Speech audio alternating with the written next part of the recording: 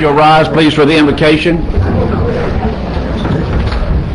Please bow your heads. Heavenly Father, we thank you again for this opportunity to come and be able to assemble like this in this great place we call Wakulla County. Lord, I just ask that you bless each one that's up here as we represent those out there, Lord, in our county. Father, grant us wisdom and guidance in all that we do and say here tonight. Father, we just ask that you bless this great nation we live in. In these tough times, God, we just ask that you find grace and mercy for those that are needy the most of all. Lord, we just ask these things in your holy name. Amen. Amen. Please join me in the pledge. I pledge allegiance to the flag of the United States of America and to the republic for which it stands, one nation, under God, indivisible, with liberty and justice for all. Thank you.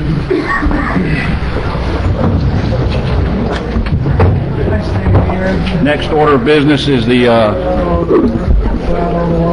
If we can get everybody to sit down, please. We got plenty of seats in here if you want to come in and sit. If not, there's room in the back that we have a monitor set up in a little back room back here. But there's plenty of room in here for everybody to just squeeze in.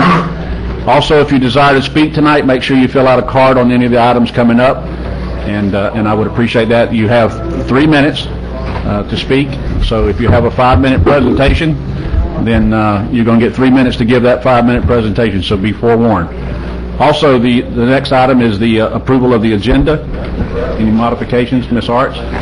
Yes, Mr. Chairman. Given that we're going to have some public hearings that might take a while, I would like to request that all of the awards and presentations, or at least the first one, be moved up ahead of the public hearings. Okay, I'm fine with moving them all up if that's okay with the board. Yeah. Okay, thank you. I would also like to omit or remove my third item. It's item 21C. I just want to pull that completely. Okay. And at the request of several citizens on the consent agenda, I would like to pull item 11. Okay, item 11 pulled. And I would like to add one brief announcement under announcements. Okay, very good. Thank you. Mr. Moore, any changes? I would like to talk about number 25 on the consent agenda. Okay, so we'll pull number 5. Is that it? Mr. Brock? Okay, here no others. There's a motion and do we have a second? Second. Okay, to approve with those changes. Ms. Arts did. Okay, any more discussion? All for the motion, say aye. Aye. Opposed? Motion carries. Okay, the next item of business then will be the awards and presentations. Announcement of the emergency medical responder graduates. Who is going to do that? Okay. Jerry Johnson. How's it going? I'm Jerry Johnson. I currently do the instruction on the first responder class that we do throughout the county, and we'd just like to let everybody know this program started in early '75. It's been carried on. These people respond, out of their house. They go to these calls for free, help out our citizens in Wakulla County. They're a great asset to have around, and they've put long hours into teaching, taking this class and successfully completing it. There was 21 students. Several of them aren't here tonight, and so the ones that are here, we'd like to go ahead and have them presented with their certificates. And you just have them come up here as you introduce them. That'd be good. That way we can get a picture of them. All right, the first one is Caitlin Bostic.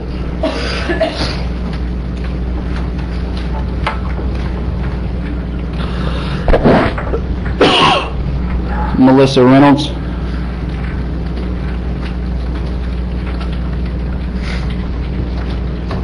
Joanne Taylor.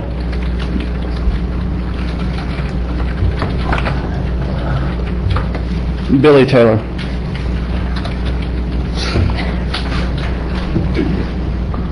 Glenn Walden.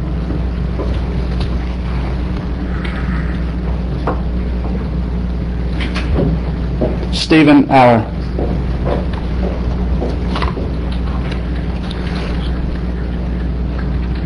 Angela Brower,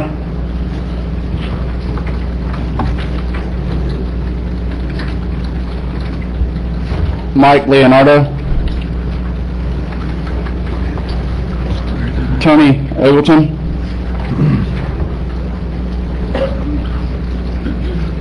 Bobby Bodiford, and Lynn Arts.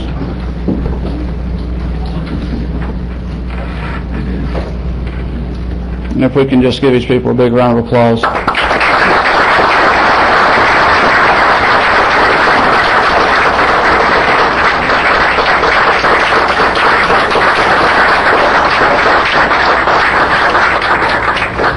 Before y'all go, I want to thank all of you on behalf of the board, and the board's welcome to say anything as well, but without volunteers like yourselves, you know, it'd be a sad place to live, and that's what's so wonderful about Wakulla is we have so many people willing to give their time, and we thank y'all, honestly, from the bottom of our hearts for what you do. Thank you. Thank y'all. One more.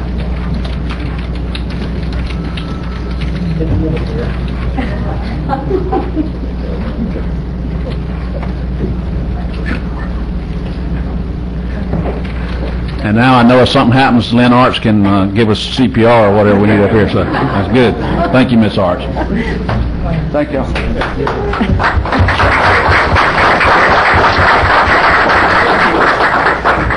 Next is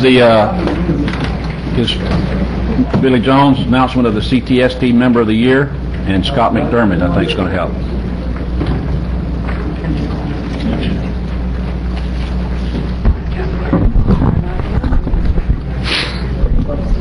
Thank you for the opportunity. Community Traffic Safety Team member Keith Blackmore was nominated as the CTST Member of the Year for 2010. He created an internet presence for the CTTS Wakulla County Sheriff's Office website in 2010. The website has attracted more than 2,400 internet hits in less than 1 year. The site has given residents an opportunity to express their concerns about traffic safety to the Wakulla County Sheriff's Office. For example, the Sheriff's Office assisted a concerned citizen complaint of speeding 18-wheel trucks along Highway 267 near Wakulla Springs State Park by increasing patrols in the area and making a number of traffic stops. The CTST received an appreciation thank you note from the resident, who stated a concern about older motorists possibly getting struck by the speeding truck as they pass through Wakulla County. Keith has also created a comprehensive record of meeting minutes where residents can assess information from their home computers on the Wakulla County Sheriff's Office website, as well as creating a contact between the public and the chairman of the CTST, who in return relays community traffic safety concerns to the appropriate persons for the proper actions. As chairman of the Community Traffic Safety Team, it is my pleasure to present Keith Blackmore with this plaque of appreciation.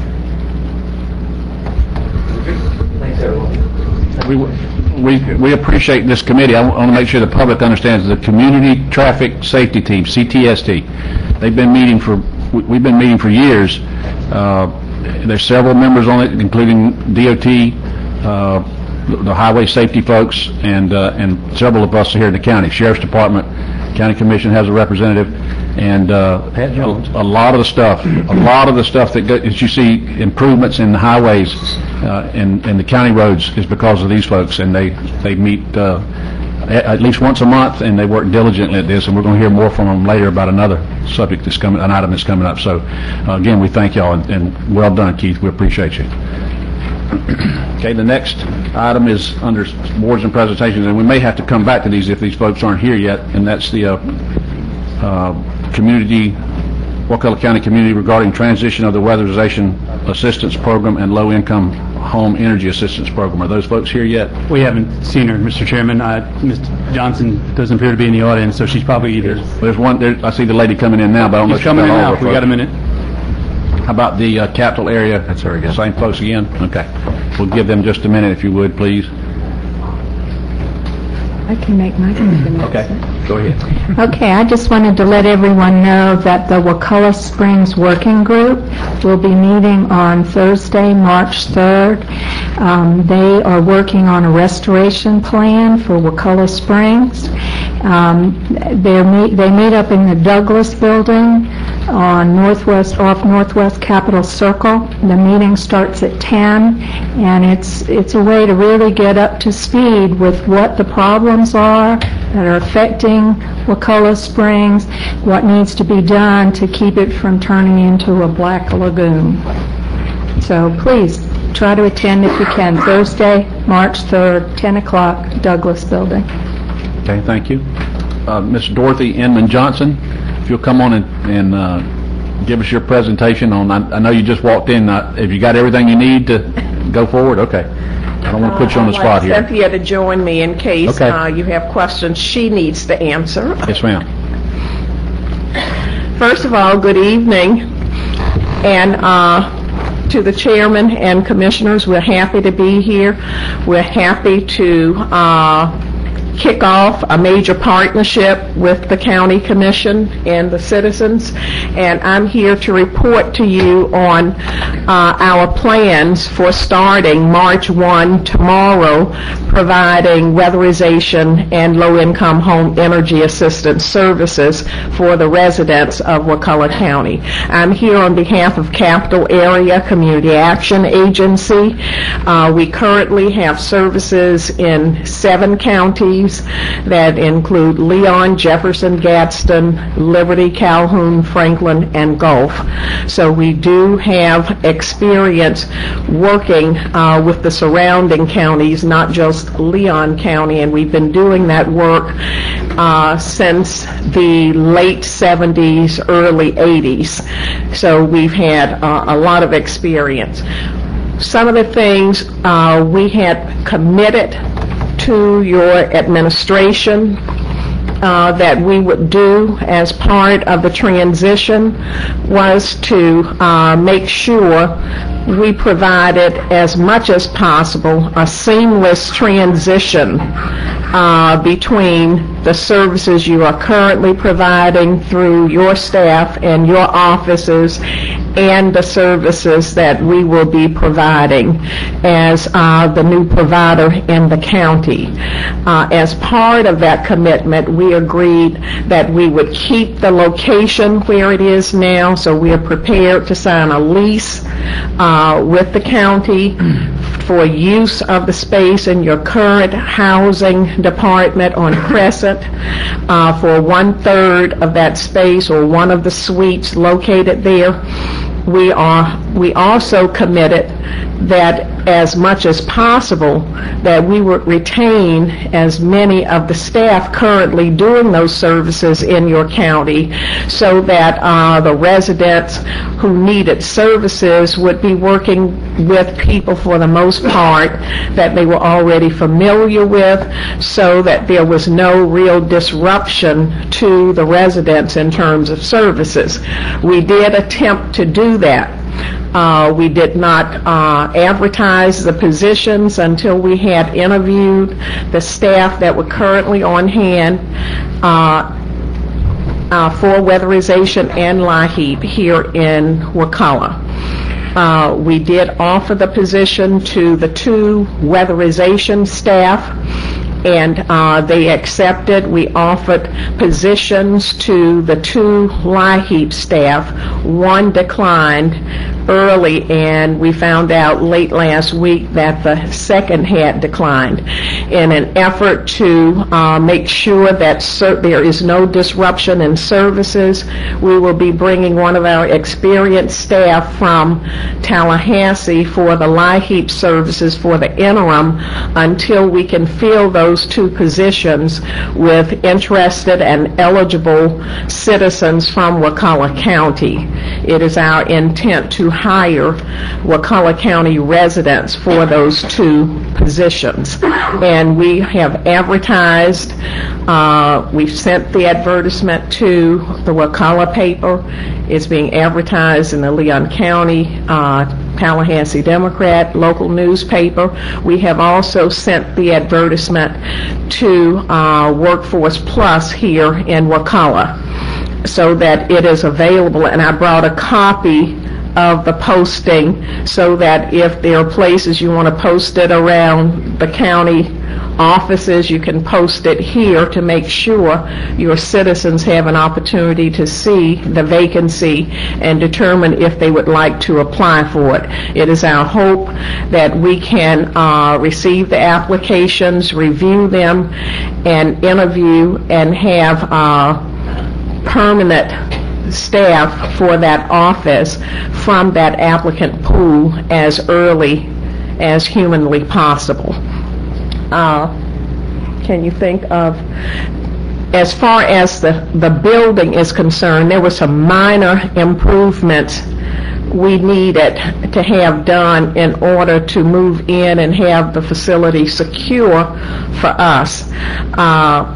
Two of those were to put doors that could be locked for the two entrances that opened up on the main building, because we would have confidential files and records that we would need to keep secure, and we would need to be able to lock those doors and have our key from the exterior to be able to get into our space.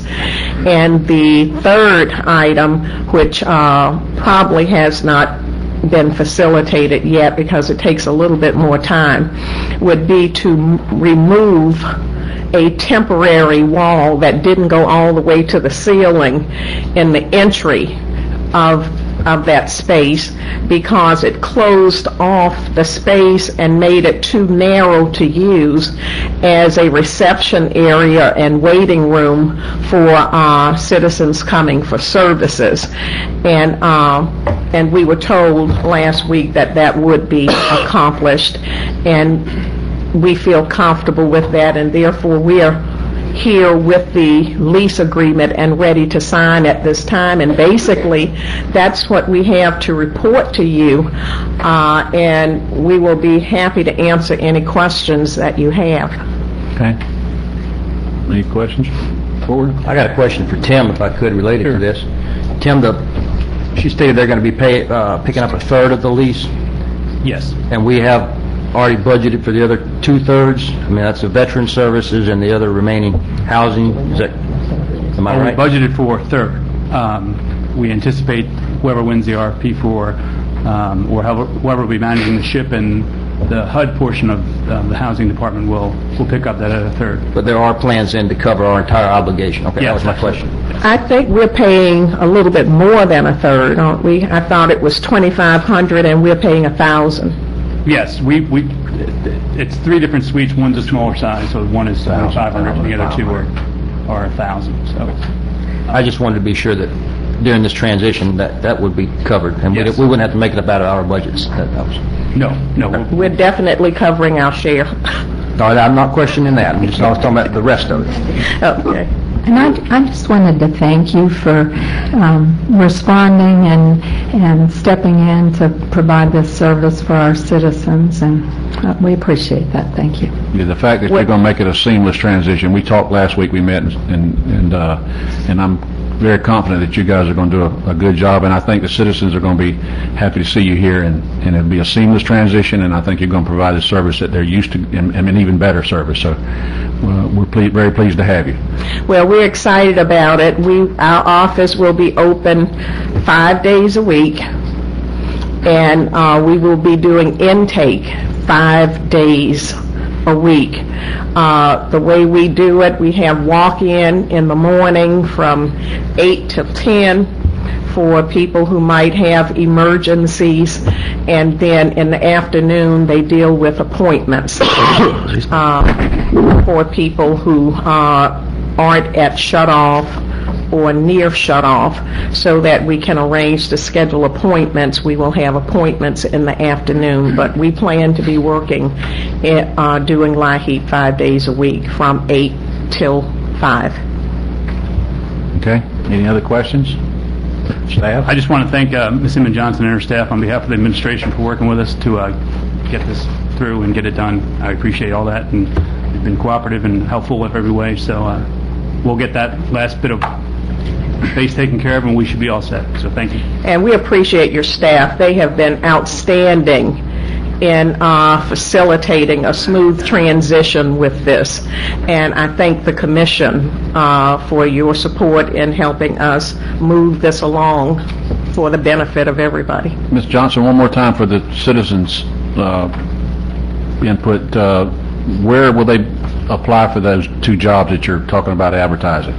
Where will they go make those applications to? At that office down here? We can either set up, I can have them take some applications with them for tomorrow. Well, probably not. They can get the applications in our offices. They can get them online. Okay. EmployeeFlorida.com. EmployeeFlorida.com or at the office down here? Yes. Okay. I want to make sure, because there's a lot of folks listening to this, and there's a lot of folks out there that need work, and I want to make sure that they have an opportunity to apply. Mr. Chairman, we could put it on our website, too. We can direct them to their website so they can apply. Okay. And these are regular jobs with benefits, health coverage and everything. Okay. Very good. Thank you. Thank you. Okay, we'll move back now to the public hearing. We'll have 2 public hearings. Our county attorney. Thank you, Mr. Chairman. The first item is request board to conduct a public hearing and consider amendments to the comprehensive impact fee ordinance. Back on January 3rd, this item was initially brought up to amend the impact fee ordinance to remove the road impact fee. During the discussion, it was broadened to bring back a proposed ordinance that would allow the board to remove or amend all of the existing impact fees, which includes parks, EMS, fire, corrections, roads, libraries, and law enforcement. So this ordinance has been brought back in that posture. It's been appropriately advertised. Basically, I elected to leave the text of the ordinance there so that in the event this board or a future board wants to bring them back, you don't have to recreate all of your impact fee language. But it does zero out the fees, and it removes the annual indexing from every one of the fees. I move we adopt the proposed ordinance. I second that. The motion is to adopt As written. as written, which would put them at 0. Correct. Okay, and then a second by Mr. I Moore. second that. Okay. All right. We have a motion and a second on the floor. We'll take citizens to be heard, and then we'll discuss it, if that's all right with everybody. Okay, again, we have a lot of speakers, so please keep it to this discussion and under 3 minutes, please. Chuck Hess?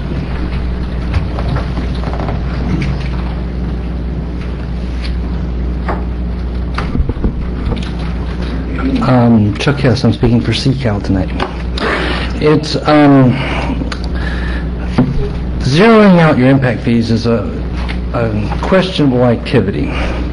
Basically, you've been having trouble with your finances and your infrastructure for the last few meetings I've been at.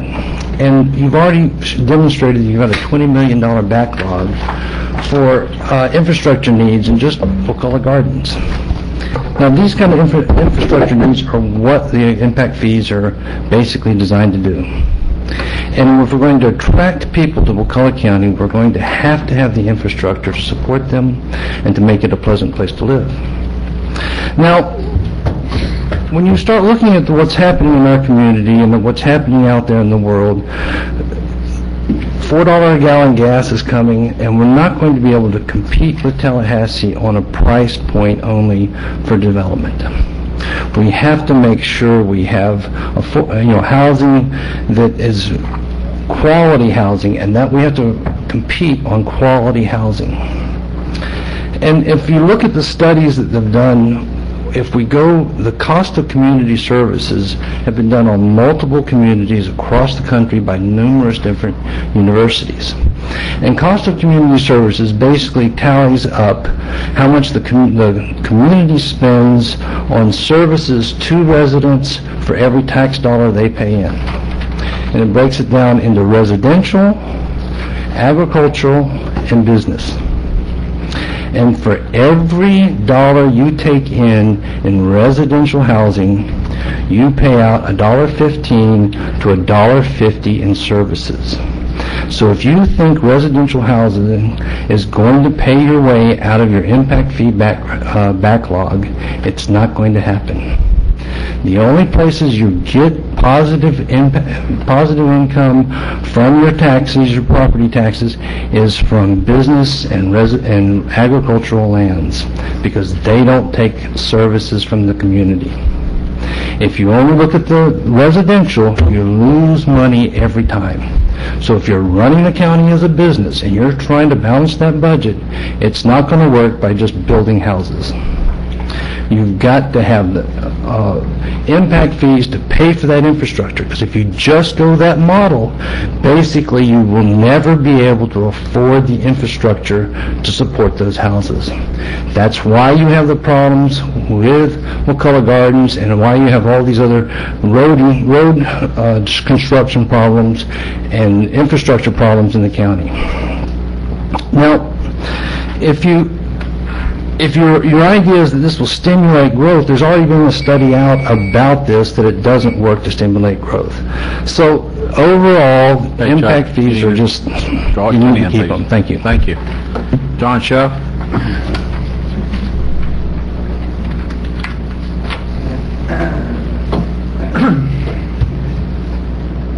Thank you for your time tonight and rehashing a well-worn subject. John Shuff, 87 Tupelo Drive, represent the Chamber of Commerce. I wanted to discuss the article that was published in last week's paper regarding the 6 prevailing myths about impact fees. Item 1 stated that impact fees don't affect growth. I beg to differ. None of the counties that surround Leon County charge impact fees except Wakulla. All surrounding counties serve as a bedroom community to Tallahassee. Charging extraneous fees does, in this case, stifle growth in Wakulla. We need to be very careful about taking other studies put together by different groups for different reasons about different communities with different circumstances and trying to apply them to our situation. Even our own study seemed to be an agenda-driven study, given the flaws in the road costs pointed out by Commissioner Merritt a year or so ago. Item 2 in the article stated that reducing fees will not stimulate growth. Again, we're trying to compare to others, and again, using data pulled from a time period of extreme economic duress. Eliminating fees in and of itself will not stimulate growth when there is no growth. When economic growth does return, we will see a much more frugal potential new resident, and extraneous fees will matter. Item 3, this statement claims that impact fees don't increase home costs. Impact fees certainly do increase home costs, unless the builder is willing to eat those costs in very rare instances. They are a cost to doing business, and they're part of the sales price. Item 4 of the myths was this statement asserts that Leon County charges concurrency fees and systems charges, as they do, and just as we charge for sewer fees and water hookup fees to pay for those services. They do not charge an actual impact fee for the other services that we try to cover through impact fees. This statement is true, but Leon is not our competitor for the people that are looking for a more rural lifestyle. It's Gadsden and Jefferson counties that our competition is, or other surrounding counties around Tallahassee. We need to have our costs close to theirs if we're going to, and they charge no impact fees.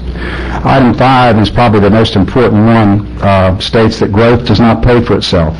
Florida's Save Our Homes tax structure allows plenty of additional revenue to the county to pay for the growth, evidenced by the fact that new residents pay 2 to 3 times as much as older residents pay. Rather than use those funds for our growth dividend and fund infrastructure needs caused by newer and older residents alike, we use it in general revenue to provide services to the rest of the county, rather than charging user fees for library, parks and rec, stormwater collection, whatever, something that's broader based and more fairly applied. We then try to claim that growth does not pay for itself because we've already spent all many times people are paying $3,000 and $4,000 for their house in a comparable size home like with me at $1,500. It's just not, the numbers don't add up. Okay, Jim, we got to cut it off there. We got a lot of citizens to be heard. Yes, sir. Okay. Guy Rebel? Don't start it yet. Mr. Chairman, Commissioners, my name is Guy Revel. I live on Surf Road. I developed the farm development, and I certainly agree with all of his comments.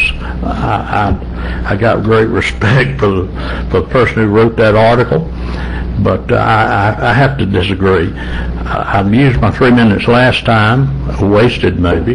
This time I want to give you some facts. Fact is that before the farm development went in on 75 acres, please hear this, 75 acres of land, took 150, put 50 of it in parks and conservation, and 75 into houses with a lot of trees, was paying $2.42 an acre. $2.42, that's the agriculture tax rate.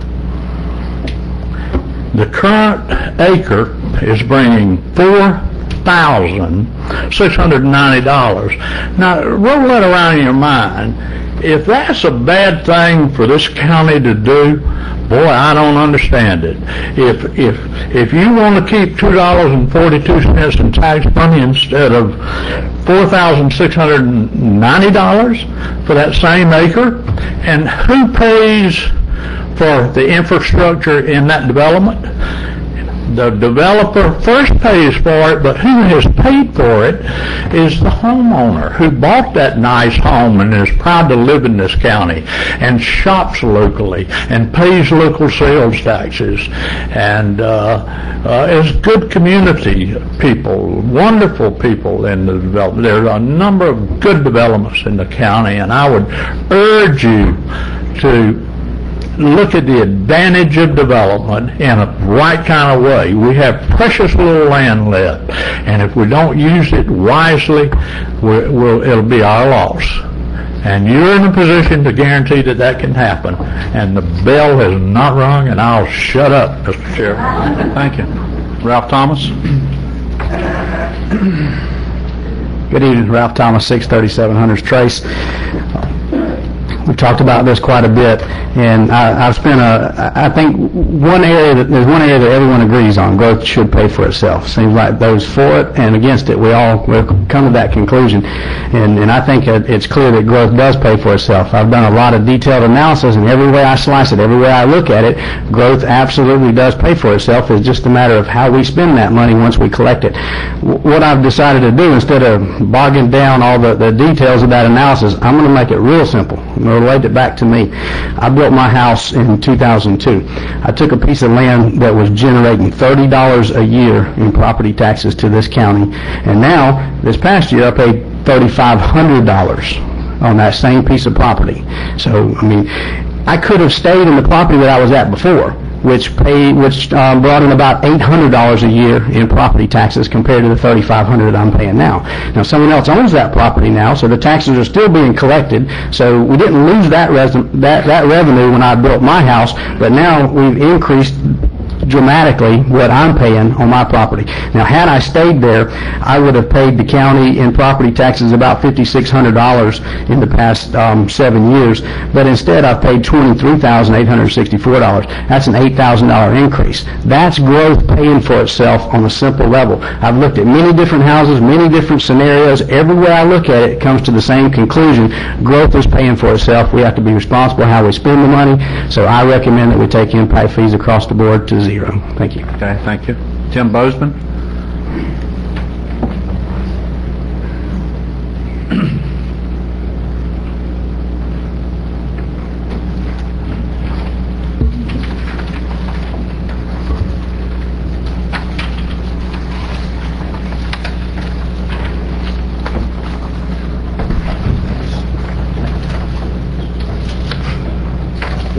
There's two papers here. One's number 1, one's number 2.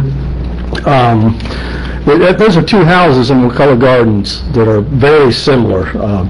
Basically the basic same house. There may be some discrepancies on there which I can't explain in square footage, but I built both those houses. One of them may be 50 square foot bigger than the other. On number 1, you'll see that the man who built the house in 1999, which is highlighted there, it says it's 1,248 square feet, and he's on 2 lots.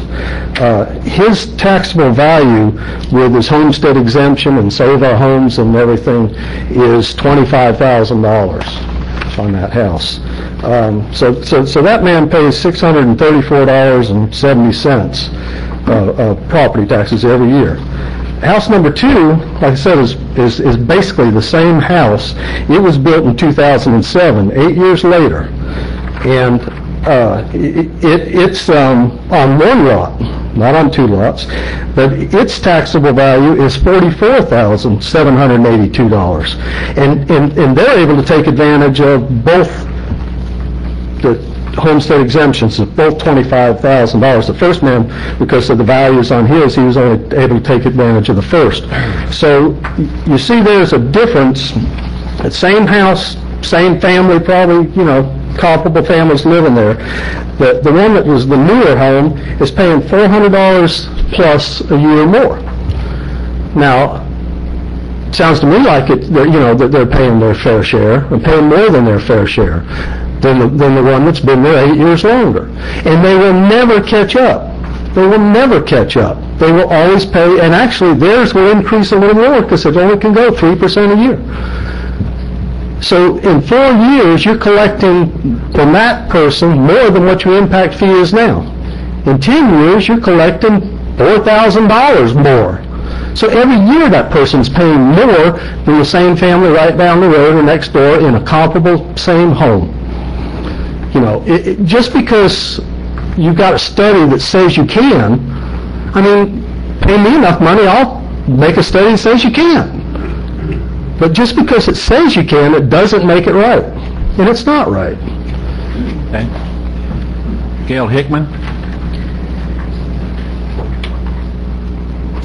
I'm Gail Hickman. I live at 528 Hickorywood Drive. Why are we talking about impact fees again?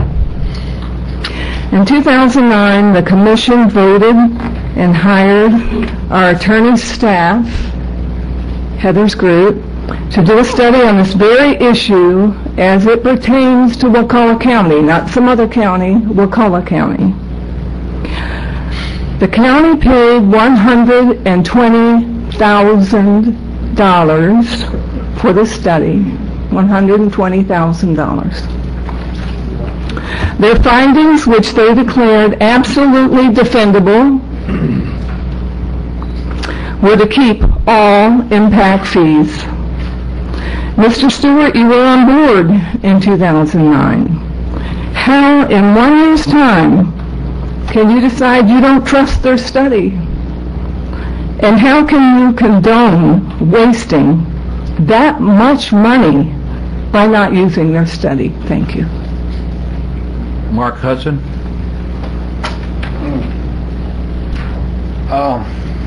My name is Mark Hudson, Leveland Cavalry Court in Crawfordville, and I want to speak against these impact fees. I think it's pretty obvious in our country today that people are looking more and more at the government and what they spend, and that's why we had the big Republican win in the House, and people are getting pretty touchy about what they're looking at. And with these impact fees, there are some people, I hope they're not on the board, but there are some people in this room that want impact fees as a deterrent, not for putting infrastructure, but simply as an impediment to any builder, to encourage him not to build by charging him an outlandish fee. This is illegal, and the courts have called them an exactation, and there have been many cases in California and Florida where municipalities have been sued for just this purpose. They must show a nexus, a relationship between the charge that they're charging and the impact fee that they're charging. And if they can't do that, then Black's Law Dictionary describes an exaction as coercion, as a bribe to a person in order to let them do what they want to do with their land. Now, if I look at this fee schedule here, I think I can see where they're coming from in regards to this accusation issue, but there seems to be a lot of subjectivity in this fee schedule. I see here, there's $642 impact fee per unit on a condominium and townhouse, but $1,048 on a luxury condominium. Now, I don't know what the difference is, but that building inspector and the building department is going to have a lot of influence on how they deal with that individual. Now, maybe we can bribe him. Maybe he'll charge me one thing, he'll charge you something else. You've got a lot of subjectivity here, and you're going to really have a problem. I think you know the old saying, keep it simple, stupid. When you suggest these things, it implies that you've got I think you will have a problem, but it also shows apparently there's an exactness here. If we pay $1,048 for a single-family detached home, then that implies that that's all we'll ever need, the county will ever need to have the infrastructure, whatever that is determined. And we all know that as buildings are built or as buildings are vacated, there's a lot of vacated buildings. This economic climate that we have down here is not real good right now. It's a fluid situation, and the infrastructure needs and the traffic conditions, the schools all change every day. And for us to try to guess these things, I just think you're getting into a problem area when you start telling somebody they got to pay an X number of dollars for what they've got. Thank you. So please vote against them. Howard Kessler?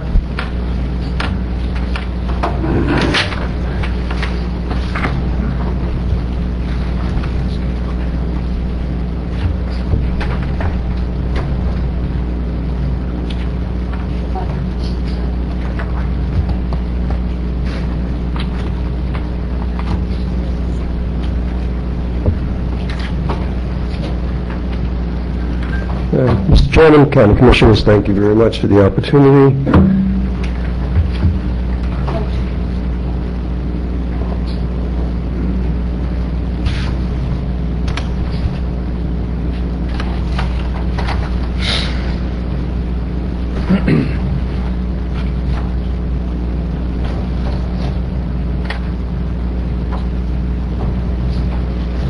Okay, this is on impact fees, and decisions are based on assumptions or facts, and in what sense does it make?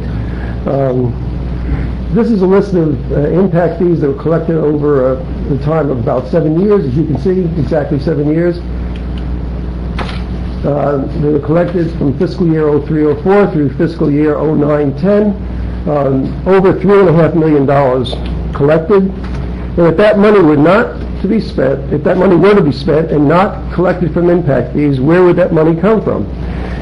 And that money would come from the homeowners and property owners. They would have to pay it. Eliminating impact fees would result in increased taxes on all existing property and homeowners in our county. It really isn't rocket science. Increased population will demand improvements of roads, parks, fire, law enforcement, etc. Someone will have to pay, or those things won't get done. And that is what this board is deciding. Who is going to pay? The present citizens, are they going to pay? The ones that are living in our county now? Or the ones who will come into our county? And don't be fooled. Think of impact fees as the bird in the hand. We know that impact fees pay for significant infrastructure and attract new businesses. You remember the adage about a bird in the hand being worth more than two in the bush? Do you want to gamble on the promise of getting those two birds that are in the bush? You've seen that those fees that we've been collecting, over $3.5 million worth over the last 7 years, actually 5.5 years, because a year and a half of that about we didn't have impact fees in place. And if you eliminate any of those present impact fees, you'll be raising taxes and fees and special assessments. Eliminating any of the impact fees will result in increased taxes and fees for the richest neighborhoods as well as the poorest, and this will most adversely affect our citizens who have the least. And don't place more taxes on and fees on our present taxpayers, and keep all those impact fees in place. If growth was paying for itself, you wouldn't have traffic congestion on 319. Thank you very much.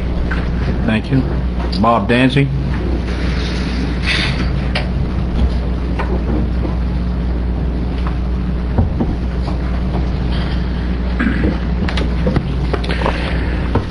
Bob Danzy, excuse me, is my name. I live in Spring Creek, 9 Springview, to be exact.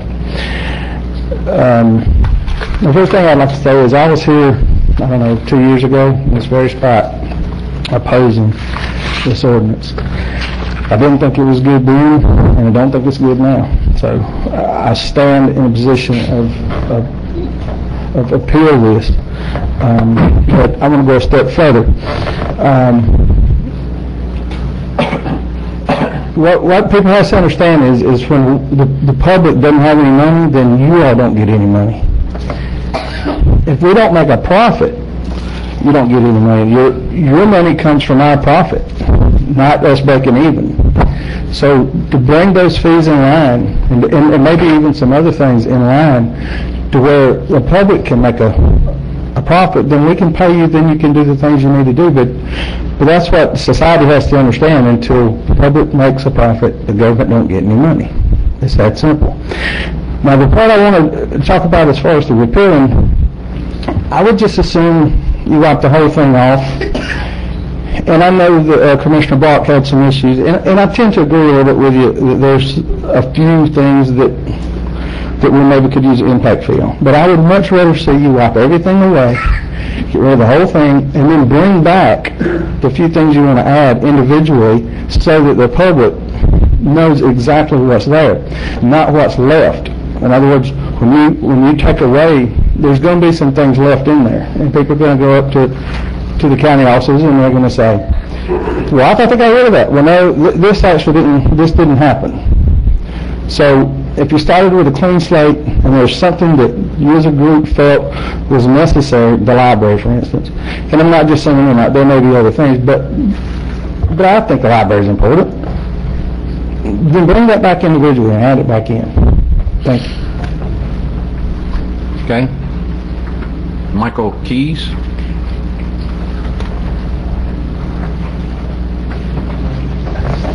Thank you.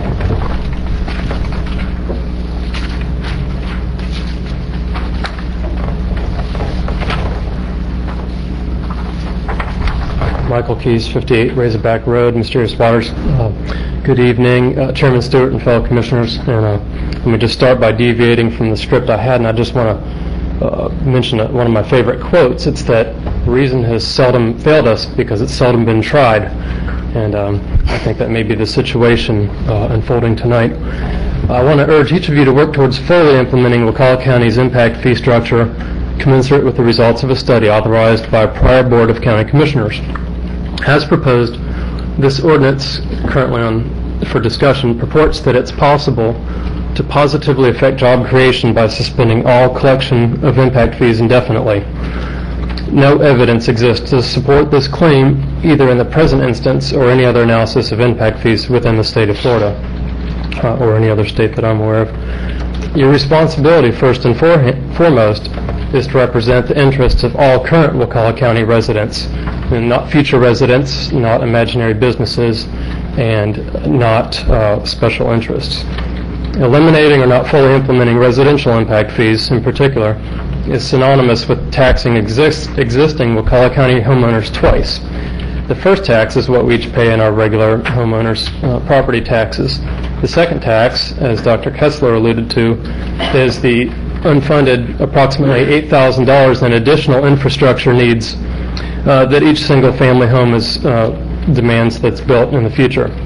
If you approve this ordinance, you're unfairly shifting the burden of an unfunded mandate to each tax-paying Wakulla County citizen. You will be voted out of office, and I want to emphasize that point. Eliminating, if growth paid for itself, taxes would decrease as total population and population density increased. Like a law of physics, all evidence points to the contrary. Residential growth always results in costs that exceed current tax-generated revenue. The only questions are who pays the costs of new development and how much can vital services and quality of life amenities decline before a community becomes a less attractive place to live, work, and play. And I challenge proponents, I haven't heard it yet, but I challenge proponents of eliminating impact fees to provide sound evidence that doing so will meet their stated goals of a healthier local economy. So far, they have only provided anecdotal evidence, conjecture, and emotionally driven opinion. And these days we hear a lot about tax and spend liberals, how they're ruining the country's economy. I think it's worth pointing out there's a more insidious force afoot, maybe closer to home, I hope not, and that's so-called conservatives who benefit their own pocketbooks and business partners by mortgaging our children's inheritance while still taxing the middle class to death. Thanks. Okay, thank you. Eleanor Elfner?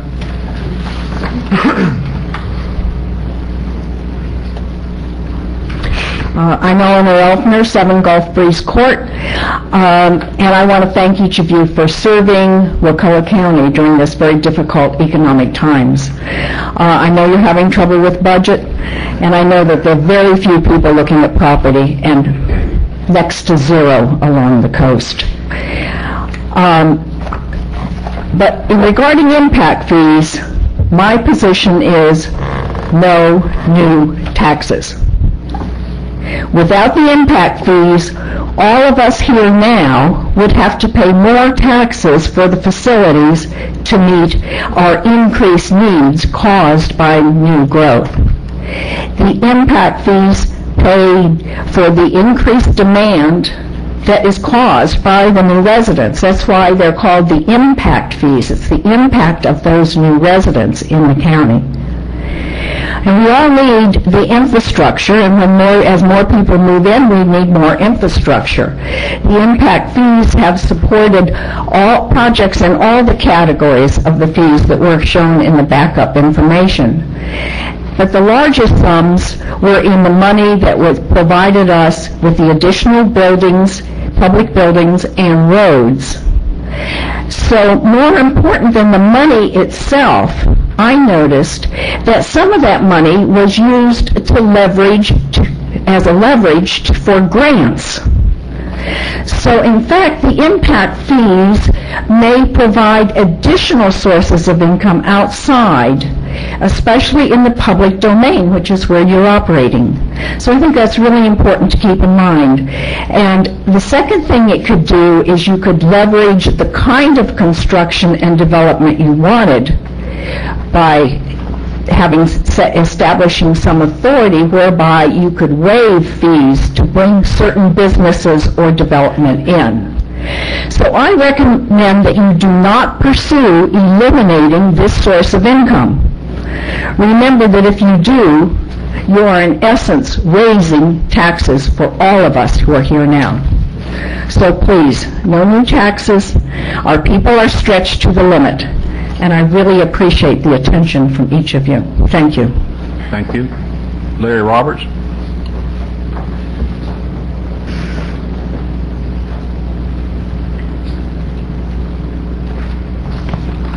Larry Roberts, Choppy. First of all, I want to give Ms. Arts the Atta Girl Award for the week at least, maybe the month of the year. I thought her letter to the editor was a real fine piece of work, well-researched and accurate. So there was some discussion earlier by a gentleman about new residents and old residents, and tried to make a relationship between Save Our Homes and the impact fees. I see no relationship. That's apples and oranges. It was also stated by one gentleman that growth is paying for itself because property is taxed higher. I submit that property is taxed higher because of growth. Dr. Kessler discussed, and others, Mr. Keyes, discussed the elimination of impact fees resulting in a tax increase for the the residents of Wakulla County. There is no financial benefit to the current residents of Wakulla County to discontinue the impact fees. Who does benefit financially? Well, developers, of course. And we have two such on this commission. One would think that any commissioner that is likely to profit from elimination of impact fees should and would abstain from voting on this issue. Anyway, if you're here for the average taxpayer, you should vote no to the proposed changes. Thank you. Okay. Hugh Taylor?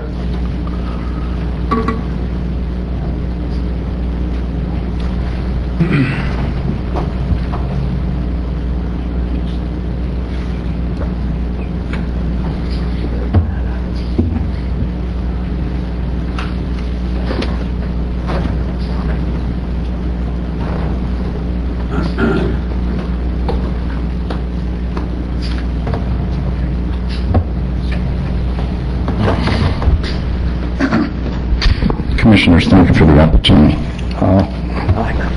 And then the shoot Taylor, I live on Martin Luther King Road. The PowerPoint is just going to, hopefully, just going to cycle. Because I do believe it's important. And since you wanted to rush in, I'll rush in with you. PowerPoint. The facts are from the Superintendent of Elections office on the PowerPoint. What's not included is $83,000, some significant amount of which was spent to defeat a candidate with South Florida money who happened to be in favor of impact fees. The other data that I'm going to quote is from Census and State Economic and Demographic Bureau of the Legislature. So everything else I've heard has been pretty much anecdotal. Growth has an impact. If growth didn't have an impact, and the commute times would be the same. In 2000, the mean commute time from Wakulla for Wakulla workers was 35.5 minutes. What are they now? What are local times? Local times midday are around 30 miles an hour from the courthouse to 267 mid-morning or midday. That's a 55-mile-an-hour road. We can't compete, I've heard. Leon gets around impact fees by just naming them something else, the same way you're going to get around ad valorem taxes by naming it something else. Leon charges systems charges. In 2000, the mean price for a home between Wakulla and Leon County was $96,000 for Wakulla and $110,000 for Leon, and that includes all the money required to build the house, which is these septic tanks and all these costs you're hearing about. Businesses won't come. Well, the biggest business I've heard used as an argument came. The Shadeville child care, they built. A business will build when the business is there, regardless of the cost. And I thank you for that. Thank you, sir. Okay, board. Mr. Merritt, you? Well, I made the motion. I didn't talk to Bob Danzy, but I really didn't, but he's kind of mirroring exactly what I'm thinking. My issue from the start still is, always will be, it's not the fact that we have an impact fee, but how we arrive at the dollar amount. I'd like to see us zero it out, then go back and look at it again. Now, I've done some brief figures. I believe we can justify the emergency medical systems impact fee, for example. A portion of the existing library, I'm with Alan on that. I mean, if these developments are costing money, that's using the formulas that were in the impact fee study and just giving new assumptions. Let me give you just one example real quick. If we change the assumed value of land that the parks are constructed on from $100,000 an acre to $50,000 an acre, which in aggregate is probably a more realistic figure of what the land, not the equipment, but the land is worth, the impact fee goes from $329.18 down to $49. Just changing that one assumption. And I've said this many, many times over the years. It's some of the assumptions in here. I mean, the impact fee ordinance itself says that we're supposed to review it at least once every 4 years. The residences and businesses, the gas taxes they pay, if you amortize that back, use a present worth equation and back it back, it offsets a lot of the impact fee. My calculations show that for transportation, it's less than zero. You can just change the assumption of the discount rate you use to calculate your present worth value from 5 to 4%, say, for example, and that changes the impact fee. So I'd like to look at the whole thing. zero it out for now and bring it back at a later date. And that's why my motion was to zero it. Okay, Mr. Brock? I initially proposed the idea, well, it was brought up by other people, but I made the initial motion to remove impact fees, specifically on our roads, which I still support removing the impact fees on our roads, and if possible, we might change our motions around so I can at least vote to remove the impact fees on roads, if none of the others, and maybe have more than one motion on this vote. It was mentioned, I think Mr. Taylor might have mentioned it, that the most recent building that was built here, commercial, was that child care facility, and they paid, and Bob and Mr. Danzy can correct us the numbers, I think it was $20,000-$30,000. And a huge portion of that was the roads, is when I started to come to, and that's when I started to realize how much more, because when you read these over the first time, you read how much it is per house. And per house, the road impact fee for a house, let's see, should have already done this. A single-family detached home is $1,000, and we're charging like a quarter of that. A mobile home's $546. This is just for roads. But then when you start to do the per 1,000 square feet, 763 feet, $763, it just adds up very quickly for commercial property. And during right now, and I've said this to a lot of people, I'm scared for what's happening with the state talking about cutting 5,000 to 8,000 jobs, which is going to have ramifications throughout our whole community. And when you have people who are looking to build in Wakulla County, they built that nursery, the child care facility, but it was a hardship. That extra tens of thousands of dollars was something that they caught. The reason we know about it is they contacted us and said, this is more than we can afford. We don't believe it's right to make us pay for this. This is a struggle, which is one of the reasons I said, well, let's see what we can do. I had not realized it was going to be so much. And it was too late in that situation. But we can help try and encourage other people to be able to build their buildings on here. When I talk to business people who are trying to figure out where they're going to put their businesses, it's not easy for them to decide to do something in Wakulla County. But they're open about it. Like, I can build in Tallahassee, and those people are going to come to my business. If I build in Wakulla, I lose Tallahassee, and I'm paying more. And until we start to get enough of a business community down here to support it, it's going to take a little while for us to get that community where people come to us. And that's my major concern. I'd like to see us remove the road impact fee. I would like to see us, the other thing I would like to see us do if we can, because I'm mainly worried about doing this, again, to encourage new commercial development. I do think we have residential development here. I'd like to, at least if nothing else, consider keeping, and we can talk about how Mr. Danzy proposed bringing the fees back if we need to.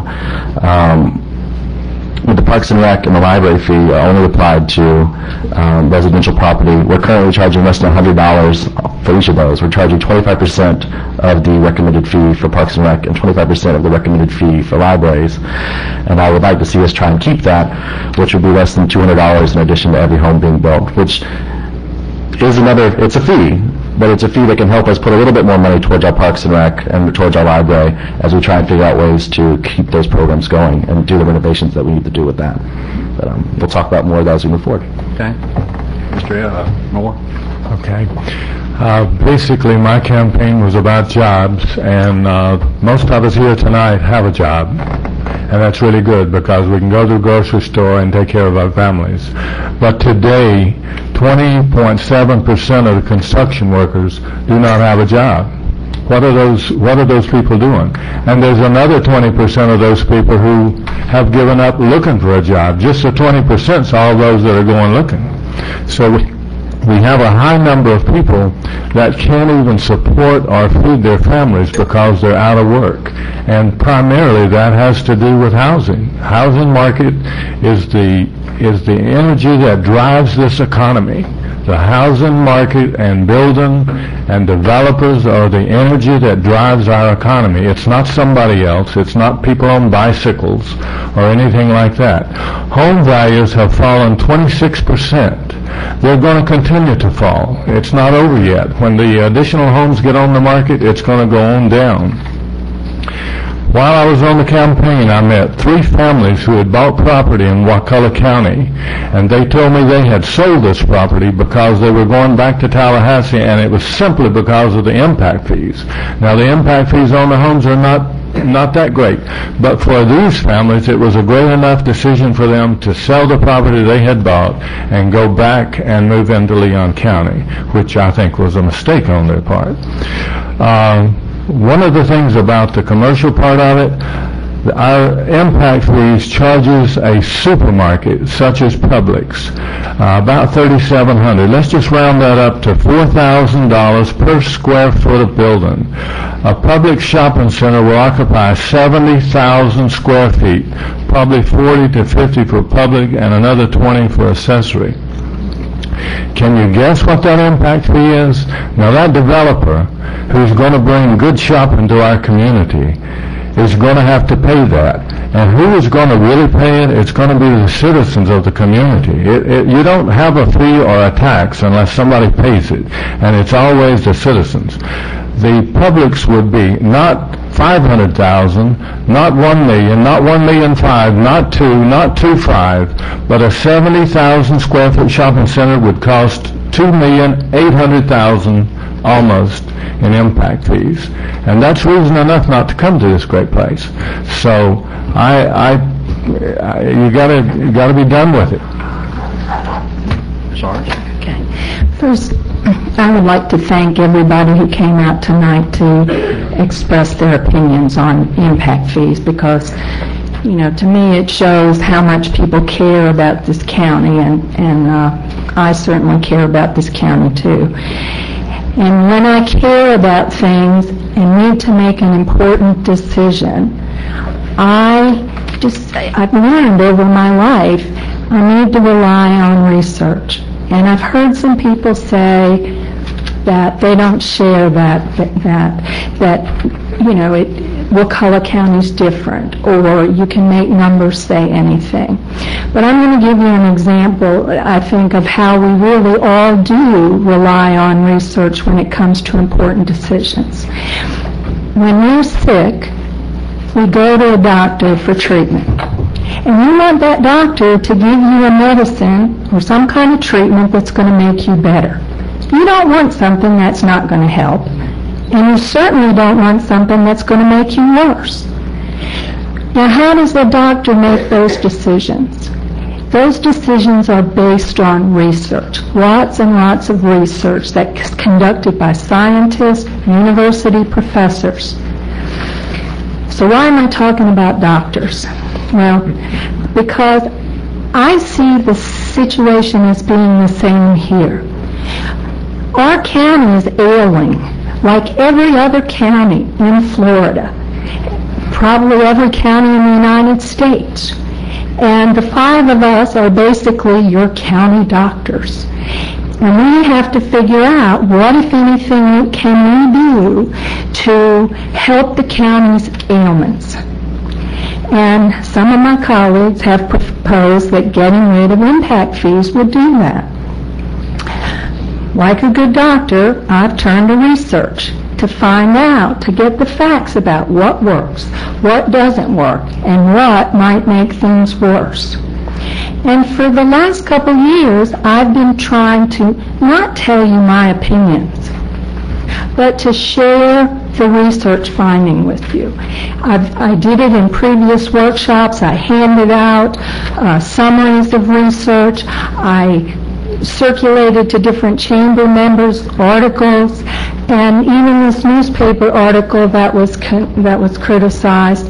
Every single statement in here, what came from well-designed, well-conducted research studies or review articles. So what I'm trying to express to all of you is this is not what just occurred to me or what I believe or think makes sense. This is really what research is showing. And as I went through and tried to read the research, I learned that a lot of what I thought at the beginning was true just isn't true. I've changed my position on this, and actually, I may be the only one. But anyway, what I've learned in a nutshell, and this was a surprise to me, is that impact fees are a win-win-win for everybody. And they're a win, they're good for current residents and current businesses who don't want to have to foot the bill for growth through higher property taxes or suffer from infrastructure and service shortages. So impact fees help our existing residents and businesses. Impact fees are a win for incoming residents and businesses because it'll get them the infrastructure and services they need and want in a timely way. And they won't have to face higher property taxes or doing without the infrastructure or the services by moving here. Impact fees, and this was really a surprise to me, are a win for residential developers, home builders, and people in the construction trades. They actually increase housing demand because they help to create the kind of communities where people want to live. They don't depress housing construction. In fact, in suburban communities, they increase it. Again, this isn't my opinion. These are what good research studies show. Impact fees are a win for people who are out of work and people who want local employment here rather than having to commute. Because communities that have impact fees have more economic development and more local job growth. Again, that's what people doing research have shown. And I've been trying really hard to think who should be against impact fees. And about the only people I can identify would be really hardcore no-growthers who don't mind high property taxes and could care less about whether ambulances or fire trucks or sheriff's deputies ever show up to their house on the unpaved roads. You know, because that's actually where no impact fees leads. Because if you don't meet concurrency requirements, you shut down growth. And who wants to live in a community with high property taxes and no infrastructure? People won't come here to live. So, you know, I didn't start out thinking that impact fees were win-win for everybody. But after looking at the research, that's what I've come to conclude. And now this group, my fellow physicians, are proposing to eliminate impact fees. And so again, our county attorney, in fact, provided us with a very good research study. There's no benefit, no short-term benefit to doing that, which would be the main reason for doing it. So, you know, if I have to answer the question, is this medicine going to help our ailing county? What the research shows me is no, it's not going to help us. And in fact, there's some pretty good evidence that it's going to make things worse. So this county doctor is not going to prescribe that we do away with impact fees. And for the sake of our patient, our county, I hope my colleagues agree. Thank you. Okay. I've been called a lot of things, but never a doctor, so I appreciate that. And you can refer to me now as Dr. Stewart, I guess. But anyway, I guess I'll have the final say here, and then we'll take a vote. Is there any other comments by the board before we move on? Well, if possible, I would like to, and it'll be up to Commissioner Moore and Commissioner Merritt, if we might be able to modify and maybe do a couple votes on this. Okay. I'm seeing a head shake. Okay. I agree with your points, Alan. I really do. I'd like to look and see what's fair. That's all I want is what's fair. I have a quick question for the county attorney. Which way does one have to vote to bring something back up in the future? like, if, let's say, if my goal is, like, trying to follow Commissioner Merritt's logic, that if we want to have library fees in the future, can I vote against it and then bring back library fees in the future, or do I need to vote against it? Does my question make sense? Do we have a rule, like, do you have to vote against? I know in the past when someone voted against it. Considering at the same meeting. There's at the same meeting? That's that rule. Oh, is that only the same meeting? Robert's rules, it's, if you want to bring back something to be reconsidered at the same meeting, you have to vote on the winning side. Or he can be on the prevailing side and bring it back at a later date. You can bring it back at a later date regardless. Oh, what's that, John? Okay, no worries. Thank you. Well, I just want to say a couple things. First to Ms. Hickman, I didn't even bring this up. This was brought up by another commissioner, but I appreciate you, empowering me with such power that I have to just sway over these guys, and I certainly don't have that. So, and I'm just one vote up here, and I know how I'm going to cast my vote, but I want to remove every obstacle there is for commercial growth in our county. I've always said that. I've never wavered from that. This has been before us as I've been a member in all the terms that I've served, and that's always been where I've stood, is that I want to see commercial growth in this county, whatever it takes to get it here. And I welcome people, and I'll ask the board when the time comes, if any commercial entity wants to come here, to waive as many fees as we can, taxes, whatever it takes to get them here, because if we can build a business here, just look at, there's a lot of you that don't like the Walmart, but the Walmart has been good to this county. We have brought in millions of dollars of taxes, millions of dollars of employment, millions. And I, for one, am proud of the fact that we have it here, and I'd do it again tomorrow if I had the opportunity. And if you want to vote me out of office, that's fine. I represent all the people in this county, and I represent the people who have talked to me, and I know how many overwhelmingly have said to me, get rid of impact fees, get rid of every obstacle there is against us coming here and growing. We've missed so many opportunities for so many businesses. Every time, folks, we have to drive out of this county and go to Leon County to eat, or to get our dry cleaning done, or go to a doctor, or to buy anything we want to buy, guess what? The tax money stays in Leon County, and they get to pave their roads with it, and they get to do take care of all the services that take care of their people, not Wakullans. We come back down here, fat, dumb, and happy, and we go live in our houses, and there we are, and live on dirt roads and whatever. Now, I enjoy paving roads. I'm the biggest road paver there is up here, and I know that by doing this, we're going to lose some of the road paving money. Let me just tell you that right now, in the impact, I'm looking at it here, and all the commissioners have this. Right now, there's almost $1 million of unspent impact fee money sitting idle. Almost $750,000 to be exact. That's a lot of money that we haven't spent in impact fees. So how can you say, that we need impact fees when we can't even spend up what we've gotten? We only took in, I think, around 50-something thousand over the last year. That's 2 years. Our last 2 years. So something don't equate. And that tells me that, we need to get busy spending this impact fee money. Why are we so worried about taking more in? It just doesn't make sense. So I'm just a common guy out here that's, thinking, as somebody said, use the KISS method a while ago, keep it simple, stupid. I think it was you, Mr. Hudson, and I believe in that, and I think that's where we are. I do agree with Alan. I think I'd like to see us nullify this tonight and then turn right around and somebody on the board here bring back the needed. Happy to do that. And let's do that sooner than later so that we can, I don't want to see the library suffer. I don't want to see EMS. We've already cut their throat. We need to help them. And this is a way to do it.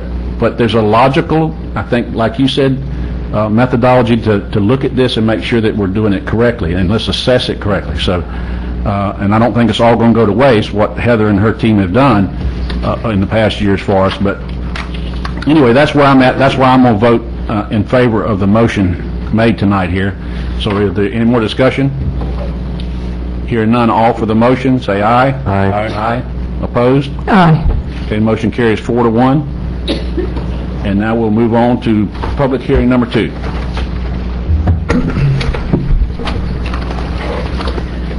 Thank you, Mr. Chairman. The next public hearing is the request board to conduct the public hearing and consider adopting the proposed property maintenance code. Bethany Burgess with my office has done most of the work on this specific item, and I'm going to let her walk you through that.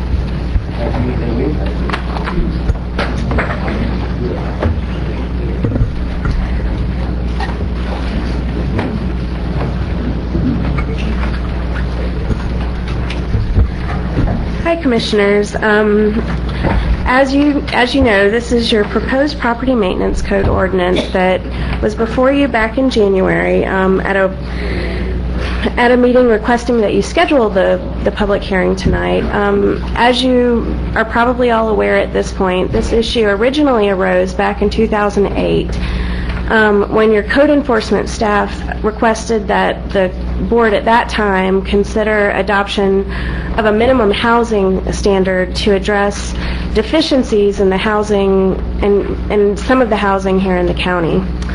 Due to various delays, that really only came up back in the fall, whenever they again came to us asking that we work with them to try to help them address some of the issues in the code enforcement process that were recurring, and also take a look at going ahead and doing something about the minimum housing standard. After some research and discussion with staff, we took as our model, and in this process, the international code, the International Property Maintenance Code that's published by a national organization, as kind of a starting point to look at some of the things that other local governments are doing around the country to address deficiencies in housing and property more generally. And so at this time, what you have before you is an ordinance that does a number of things. It addresses, well, first it repeals and readopts provisions relating to dangerous structures. It also repeals and then essentially readopts provisions relating to junk and junked vehicles under a slightly different format. And then we have, in addition, just kind of from a structural standpoint, we are requesting that as part of this ordinance that the board transfer the current provisions that relate to code enforcement into a new section so that everything is together. And those are kind of the procedural format things in the ordinance. As far as the more substantive provisions, what we've done here is we provide additional authority for our code inspectors and code enforcement officers in the county who are trying to enforce these ordinances. We adopt our property maintenance code, and we also adopt new provisions for junk and junk vehicles and include new provisions relating to dangerous structures. And to make sure that the dangerous structures are done through the code enforcement process, that there's one way that all of these ordinances in the county are enforced, as opposed to having different types of processes for different violations. At the last meeting and subsequent to the last meeting, there were some changes that were recommended from commissioners and other community members. And we have tried to incorporate as many of those as we felt like we should at the time, based on discussions with staff and the Department of Health representatives we've talked to. And as a part of that, your agenda item addresses, and I believe it's up on the PowerPoint screen right now, that some of the changes we made, including deletion of the provisions relating to weeds and overgrown vegetation. We have, based on the recommendations, transferred the junk or nuisance accumulation provisions to a new section of the ordinance. We've clarified when code officials may enter private property and what they need to do for that. We are including an acknowledgement of Florida's Right to Farm Act to try to ensure that it's open and everyone is aware of the fact that there are some limitations on local governments from the state's Right to Farm Act. We are removing requirements that interior bedrooms have locks. We've removed the provision that required screens on windows. And we've clarified that inoperable vehicles and vessels may remain on property for up to 30 days if they're being repaired, so that if someone's trying to do work on their own car, that they're not in violation automatically. And in addition, we've clarified what an approved container is for the purposes of the the junk or nuisance accumulation section. There were some comments that we received that we did not incorporate for various reasons. But there was another one that we didn't incorporate but thought you might want to discuss that was raised by one of the commissioners relating to application of the section 3 of the ordinance dealing with the property maintenance code to determine, how the board feels as a whole it would be best to address that, whether it should apply only to rental properties or if it should apply to all structures in the county. So with that, that's your ordinance. If you have questions, we're happy to take those, and if they need to be directed to staff, we can do that as well. Mr. Chairman, I'd like to make a motion to adopt with the caveat that we change Article 3, Section 301B, which is the application section, to apply to non-owner occupied properties only, and I'll explain myself as I get a second. Second. The reason why is my grandma in Smith Creek lives in an old house. Hold on, Randy. Let's get this. So we have a motion and a second, and you understand the, okay. All right, go ahead, Randy, I guess. I'm sure Grandma's windows don't all work in her house. There's a lot of houses around the county like that if people want to live right without their windows working, that's their business. There are other provisions in the rule. If there's a child in danger, I went over this with Jamie, that there are health and safety provisions that allow us to address issues where there's an elderly person or there's a child at danger. But I'm afraid if we make it apply to all of them, you remember what happened with the wetlands ordinance? Hey, my neighbor over there who I don't like, I know he doesn't have screens in his windows, so you need to go out there and find them. That I could see this going that way. Now, if you're in the business of renting property to make money and you're putting yourself out there as providing housing, then yes, I think this should apply. I mean, people that rent should expect to have screens on their windows, or they should expect all the windows to operate.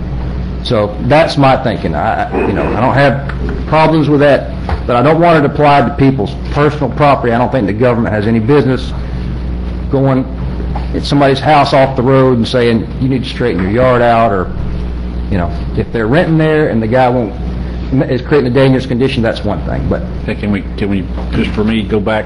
Is 3.01B? Is that what you said? That's correct. That's the. And how do you want it to read it? Not owner occupied. Yeah.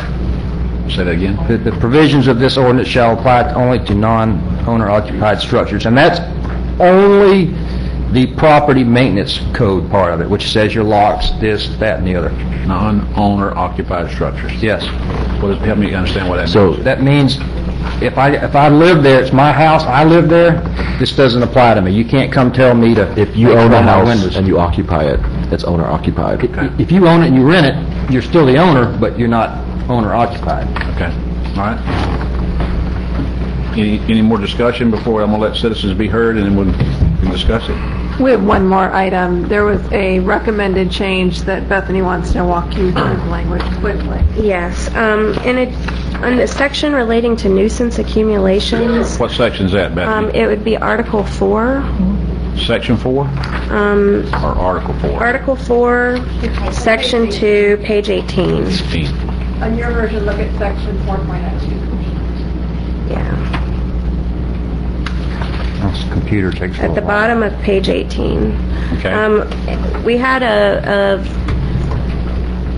paragraph E? Paragraph E. We had a last-minute recommendation that we include not only compost piles as an exception, but also firewood piles and wildlife brush shelters as an exception, to make sure that people who have firewood piles in their yard, or people who might be trying to provide for certain wildlife habitats in their yard are not found in violation. And the way that reads is that in addition, the creation or maintenance of a compost pile, firewood pile, or wildlife brush shelter, so long as the wildlife brush shelter is in accordance with recommendations of the National Wildlife Federation, shall not be considered a nuisance accumulation prohibited by this section. So what we've added in are the firewood piles and wildlife brush shelters.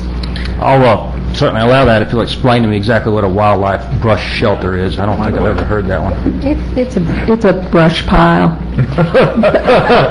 but no, it's constructed you start out with logs and you crisscross smaller branches, so it creates all kinds of tunnels for wildlife.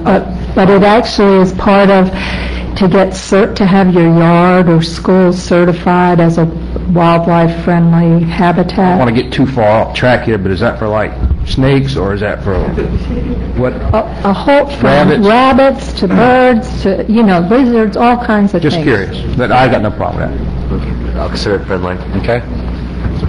All right. Citizens to be heard, Thank Larry you. Roberts.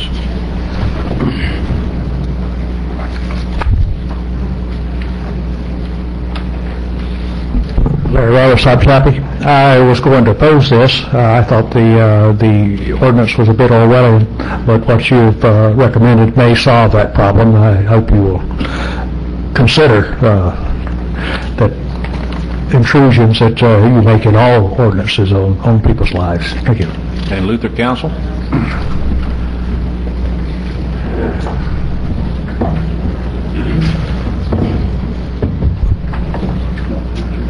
That was one of the main concerns I had about, property owner occupied structures.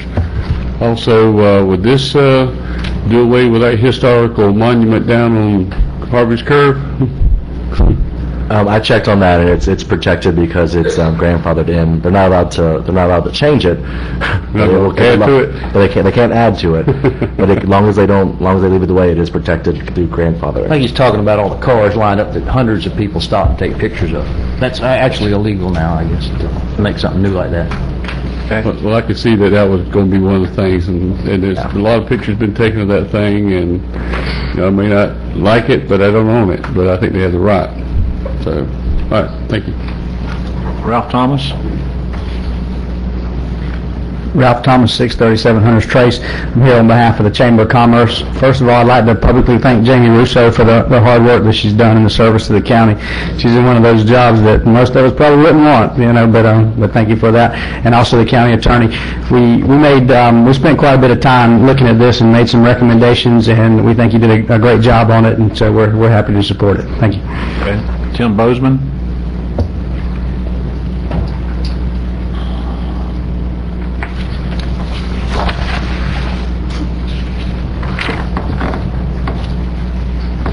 I guess I'm going to be the lone dissenting person.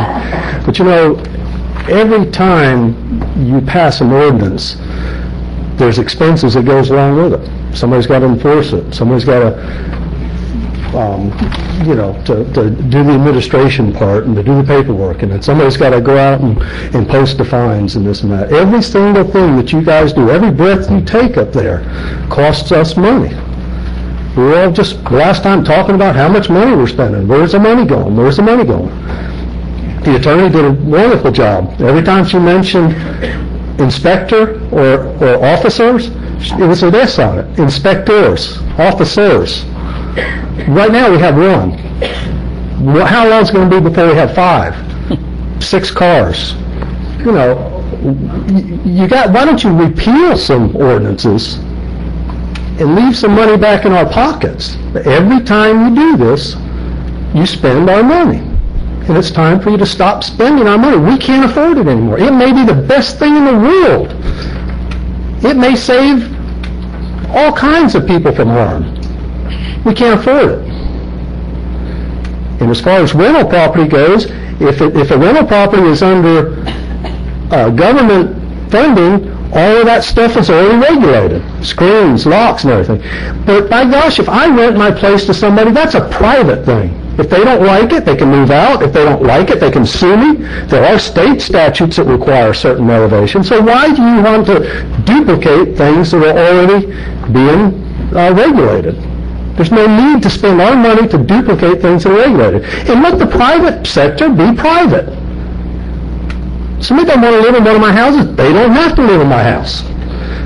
The first thing they usually do is tear out the screens.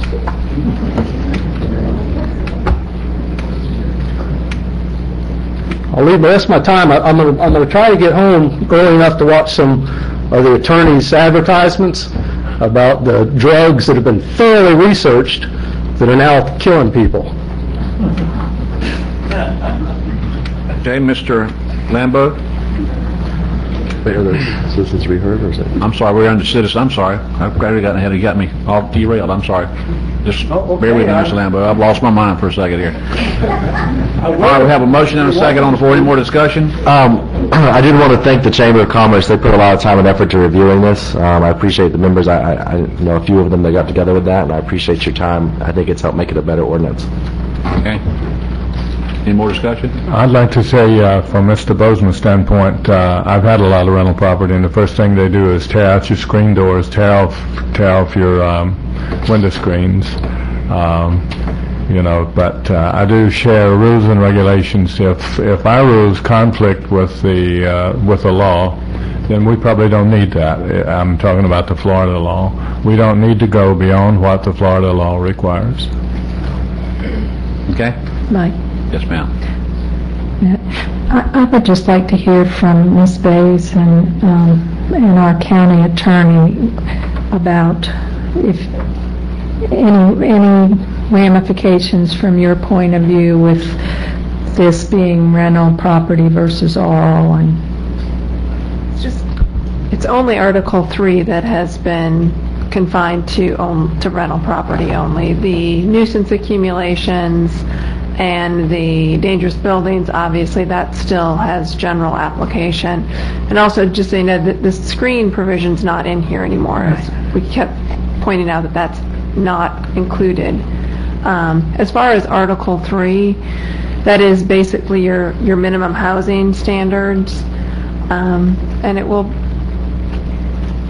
I mean, obviously, there are certain circumstances where I know, and I'll let Jamie speak for herself, but I know where there's been owner-occupied structures where you've gone out and there have been holes in the floors and holes in the roofs, and we've been sort of at a loss as to how to enforce that, but we'll have to continue to do so in the best manner, and we could probably still catch a lot of that through the dangerous buildings provisions, so. And I'm just asking, would an alternative be to in terms of grandfathering so that it just applied to newer construction or whatever? I'm just asking. Well, that doesn't really help, no, because it's the older one. Yeah, I don't think that would necessarily be a solution. I mean, we can certainly apply it to only rental properties, that portion of it. There may be, it's not going to be perfect, but it's not perfect as it's written. Everything evolves and changes, and if we notice that it's going to be a major problem and there's major issues, we'll certainly bring that back to the board's attention and ask you to address it again. Okay, thank you. And I'm just going to add to the comments of what was just stated. I'm sure Jamie already does this. If you find an owner-occupied, if you own a house and you can't afford repairs and you have things like holes in your floor, check out our housing department. It's now being run starting tomorrow by Capital Area Community Action Agency. Their funding exists to help patch holes in floors for people who can't afford it. That's what they're there for, to weatherize your house. So. And again, there are, if a child's in, there are provisions in here that do apply for situations like that. Okay. Any more discussion? All for the motion? Aye. Aye. Opposed? Motion carries. Now we'll move to citizens to be heard, and Mr. Lambeau.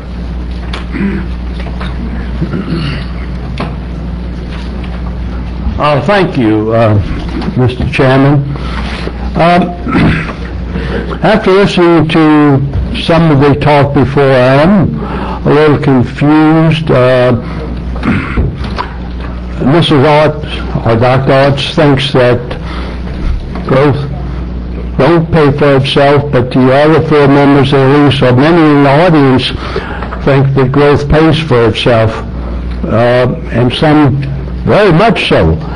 If you all take off our restrictions, and we're going to be getting all this money in, I would urge you to give me a refund when you get all this money coming in, if you think growth is going to pay for yourself. I'd like to say, you've been talking about the impact fees, and later on you're talking about wetlands and other types of things here. What makes Wakulla County? It looks like to me you might be thinking about killing the goose that laid the golden egg. Why do people come down to Wakulla County? They like the fishing and the hunting. They like the outdoor. They like the natural sceneries. They like to come down here and eat seafood. Our restaurants have home-caught fish, and people like that. It's fresh. It's a wonderful place to raise a family. We have elbow room. I don't think people come down here because they love to travel to work in Tallahassee on 319 or Woodville Highway. It's congested. They don't like to commute in time. So there's got to be another reason we come down here. And it's because of our natural resources, our scenery, our space. And if you pass resolutions that interfere with that, you are going to affect business. I don't expect to get a refund on all this growth that you may get here. Thank you. Howard Kessler.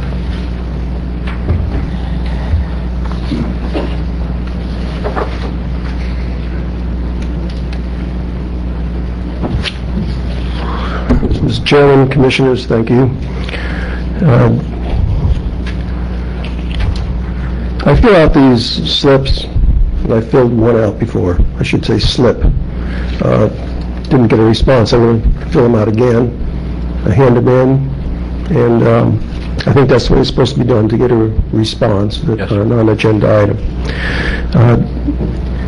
I also want to address two things. One is there's a lot of discussion on impact fees, and a large price was put on one of the large box stores. And there was also a statement that lots of taxes came in. I tried to figure out how much tax came in from specifically Walmart. It was difficult to do because it was a bundle type thing, and it's hard to segregate that out, but still trying to. But that large box store does use services from the community. And our law enforcement has gone to Walmart how many times? Some responses are the big trucks that come in there, they affect our roads. And it is what it is. And I appreciate your consideration when you're considering that vote. Also, on the March 17th, Concerned Citizens of Wakulla is going to have their meeting, and I'm going to be presenting at the next board meeting on the awards and presentations. I just want to let the people know now that we'll be showing a couple of films. They deal with growth, and they deal with Florida. So welcome all, including the commissioners, to attend if you'd like. And that's March 17th, 7 p.m. We start the social at 6:30. And I'll make that comment that speaking right now. I'm chairman of the Concerned Citizens of Wakulla for this coming year, and I guess I'll be coming up and speaking to you fairly regularly. Thank you. Okay. Move to council.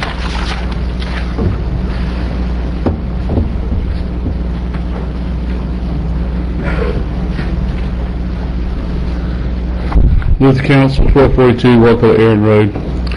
I too have a question about where to turn these cards in. If you have questions that are non-gendered items, I turn them into you, I turn them into Tim, turn them into who? Give them to Ms. Welch, be fine, Mr. Council. All right. The issue I have is we talked about the county charter. We had all kind of comparisons. The citizens voted in the county charter. Well, in the differences that's on the website, it has a section here that's called for county charter can require an administrative code detailing all regulations, policies, and procedures. And when I go to the actual charter, 2.9, the administrative code, the Board of County Commissioners shall adopt and amend as necessary an administrative code to govern the operation of the county. I'd like to see this administrative code. Is it available at the office to be reviewed? I don't think it's ever been wrote myself. Oh, it exists. I've seen it. Okay, I'd like to see it sometime. Anyway, that's what my question is here. It's not an agenda item. So I'd appreciate it. So when you get up with me, and I'd be more than happy to come look at it. Thank you. I suggest you come to the county office and ask for that from our secretary there, and she'll provide it. Gail Hickman.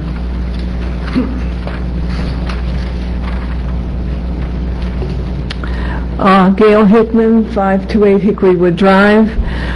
I would like to talk about, just in general, golf carts.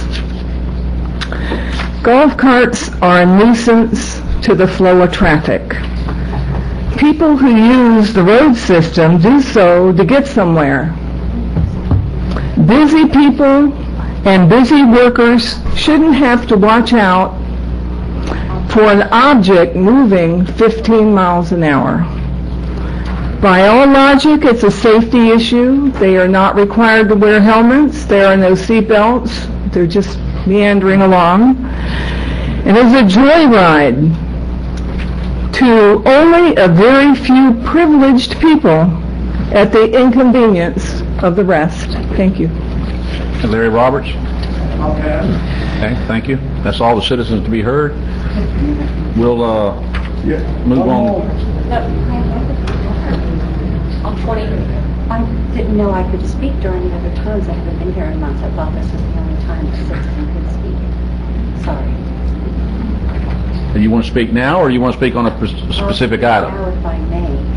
I'm sorry. Okay, no action can be taken. I mean, we can't debate it. I mean, if there's a certain item on the agenda, you can speak to it then.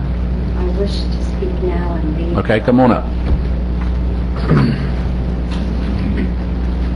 I did not plan on being at this meeting. I would like to be at home resting. I've had bigger battles to deal with than the ones at the county commission meetings. But I was told that there may be a comp plan amendment to the wetlands issue. And at 5 o'clock I looked at Mr. Merritt's proposal or agenda request, to use the correct terms. And I realized that we may have some commissioners up there that don't know what's going on and don't know what they're talking about. My first question is on your, and it's not a question, I'm just talking, on the agenda request it talks about a study forthcoming on better implementation of groundwater protection. It's good to get these studies out so you are educated and you know what you're making decisions on. Where's the study on isolated wetlands that's telling you that it's a bad thing to protect them? That's the first thing. I'd like to know, I know I'm not getting any answers, if all of you have any idea what authority the Water Management District has over isolated wetlands. This just refers to the Northwest Florida Water Management District. It appears to me that some of the commissioners have no understanding of the new state regulations and haven't even read them. They're just listening to their friends. 3. Do you have any idea how much of Wakulla wetland acreage will fall under the threshold if you take away the county wetlands ordinance? I bet you have no clue. I'll give you an example. In Hillsborough County, 25% of the wetlands in that county fall under the State Environmental Resource Permitting Program. That fall out of it means they're not protected at all. Do you have any idea what functions you're losing, what species you're losing, what types of species you're losing when you do this? I don't think you do. A study is warranted if you really want to make a decision about the wetlands situation. In a county that wants to sell high-priced property and high-quality properties to add to our tax base, in my opinion, and this is my profession, you're cutting off your nose to spite your face. Since the 1980s, developers in Central and South Florida have been winning environmental awards and making money hand over fist selling their properties. And when they go in for a full-blown permit, their buffer zones are much greater than 25 feet, which is pretty much what this area has been restricted to unless you go for a full-blown permit and have things to trade off. I feel like I'm getting quizzical things back.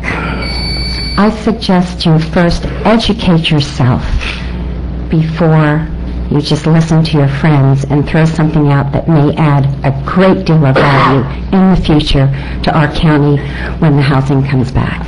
Thank you. Thank you, Ms. Gilbert. Okay, we'll move on to the consent agenda.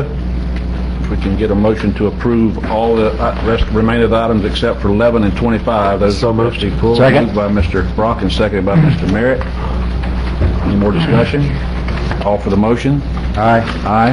Opposed? Motion carries. And item 11. Yes, perhaps our county attorney could briefly explain the item, what's proposed, and then it's my understanding there were several citizens who wanted to speak to this item. Shutting off. This is a request for the board to approve an amended and restated administrative policy governing the processing of public records requests and to repeal the existing administrative policy governing public records. This policy makes a few changes to the existing policy. The main substantive one is that it would require a deposit for any public records request that came in. If it was estimated to cost more than $10, the citizen would need to make a deposit of the full amount that would then be trued up depending on the actual cost.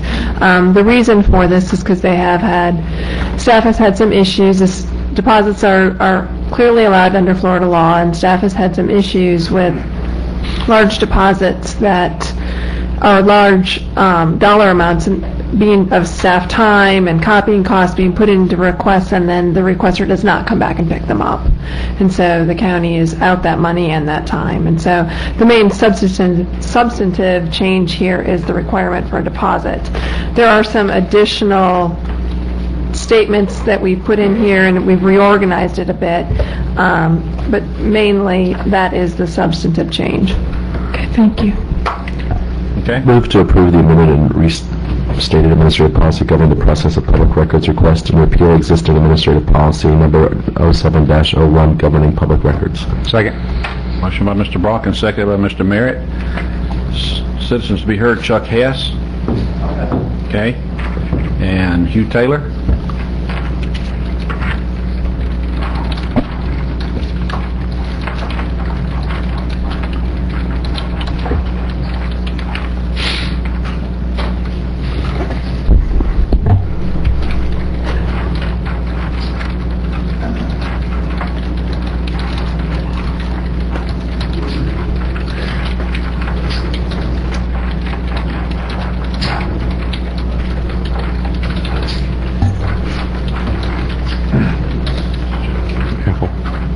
Thank you.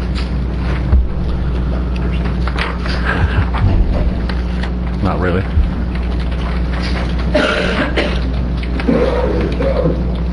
Thank you.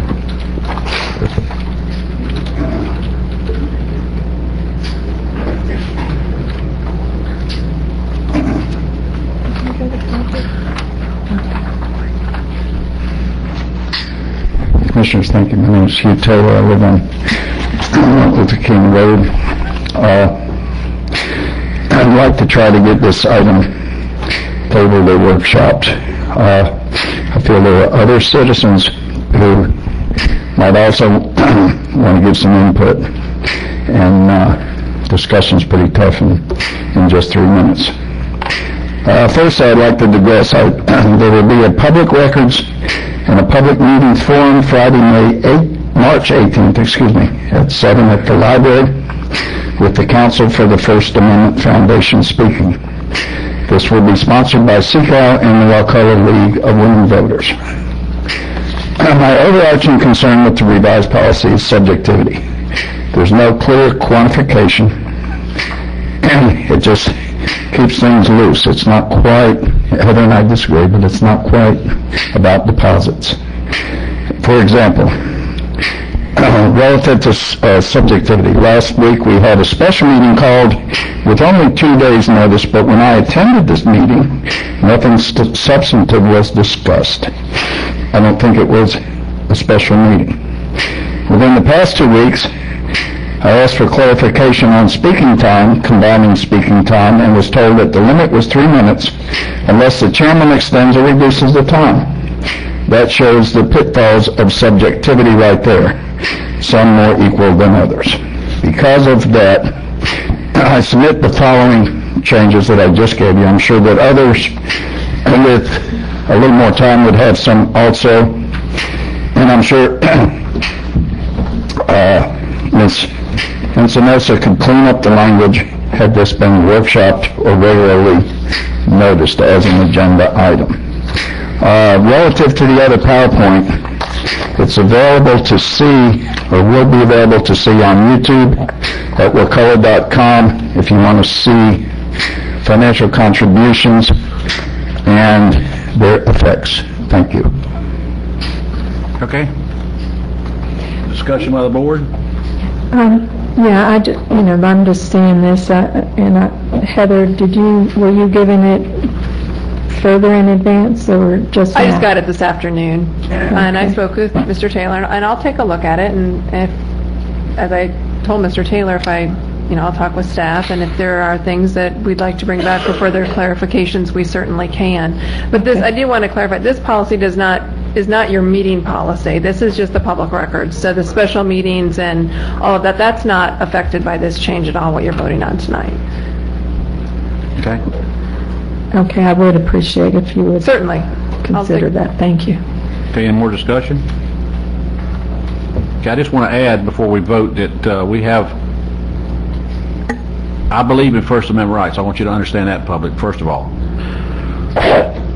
We want to work by the Sunshine Law, and we do. I think knowing where we came from to where we are now, we have made leaps and bounds in the positive direction. And with the help of Heather, I can tell you that we have one staff person, and she's here tonight, works full time on public records requests. Y'all don't believe the number of public records requests we have.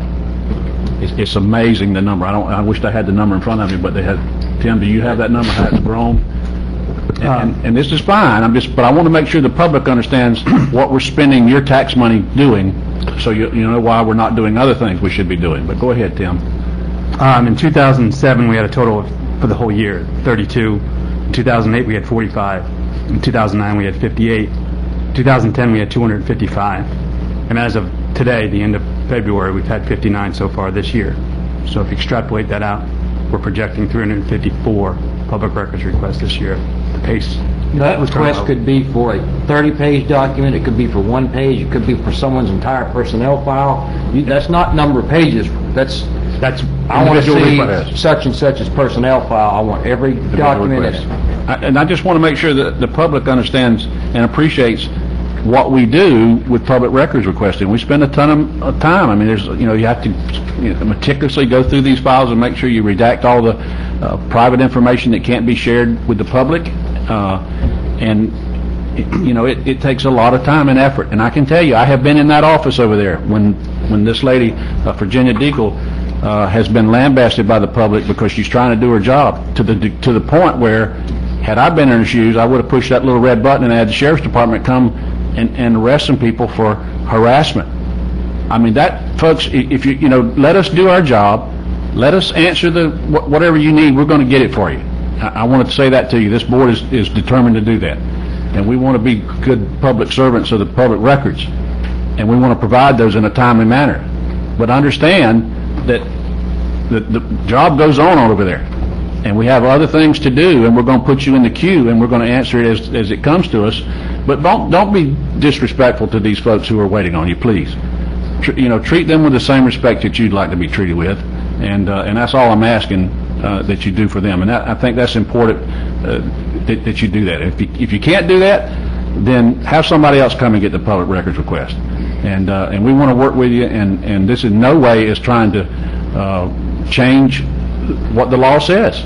We're not trying to do that. We're going to provide the records in a timely fashion. So, no more discussion. All for the motion. Aye. Aye. Opposed? Motion carries. Then item 25. Basically, on 25, I guess on the public hearing, we'll hear more about how this is going to cost, what the cost would be. We're going to adopt a separation, so there's going to be some cost in the separation pretty much. No, the way the program is structured, Commissioner, is we're looking for some voluntary separation for any employee. We've heard the call from citizens and commissioners alike that we need to reduce staff. This is just one of the tools in the shed that we're trying to utilize to see if we can reduce our staff, send people on their way off well, and compensate them for the time that they've served, and hopefully reduce some positions along the way. With all due respect to that, it's going to cost something to help them to send them on their way, and they've been paid for the time that they've been here. It's just something I'd like to see the numbers before I vote for it. Okay, absolutely. I mean, we've kind of calculated what we would spend in employees that would be eligible for this program versus what we would pay them out per this program, and we think there'll be a cost savings. But I can show that to you individually. I'll catch you in the office. Okay. Okay, we need a motion first if we're going to get a motion and a second on the floor. Move to accept. Second. Motion and a second by Mr. Brock and Mr. Merritt. I know there's been much discussion, Mr. Moore, about downsizing, and this is one of the means that we're trying to, Mr. Barden is trying to implement to do that. And I mean, yes, there's a cost, but I challenge you to sit down with him, and that he explained it well to me, and I understand, the benefit of letting these folks go. I don't want to we can't just fire people. We got to let them go out the door in some orderly fashion where we're not challenged in court. You understand that? I understand that. Okay. So just understand, if you'll sit down with him, I think you'll have a better understanding of that. I'll do that. Okay. And I think it's a good move to do what he's offering to do here. I think we have some folks where we can, downsize with natural attrition by letting them retire early or letting them retire at their appropriate age, and then we can not refill those positions necessarily. On a natural attrition, we seem to want to rehire when the attrition goes down. Well, that's debatable, yes, sir. Yes, it is debatable. Okay, Ms. Arts? Yes, just so the public understands, our interim administrator has proposed an early retirement program with some incentives that would apply to 14 of our longer-term, somewhat higher-paid employees. And the goal of what he's proposing is to with a little incentive, encourage some people to retire early with the hope of either replacing them with lower salaried people where we need that position filled, and possibly eliminating a position or two. So I appreciate your work on this. Thank you. Yeah, I think it's a great idea, and I think it's a good way where we are financially with the county to move forward with this. Any more discussion? And it does say right now, just so if I understood Mr. Moore correctly, there's a 5-year, if they retire, they cannot come back for 5 years. So. Okay. All for the motion? Aye. Aye. Opposed? Motion carries. And we'll move on to general business, number 15.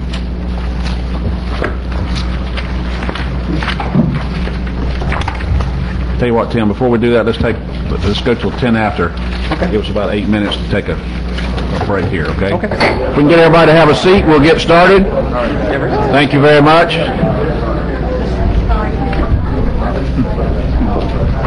Go ahead, Robert.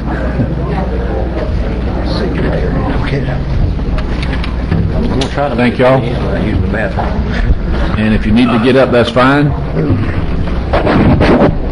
And we'll now go back into the meeting with general business. Item number 15, Mr. Barden. Thank you, Mr. Chairman.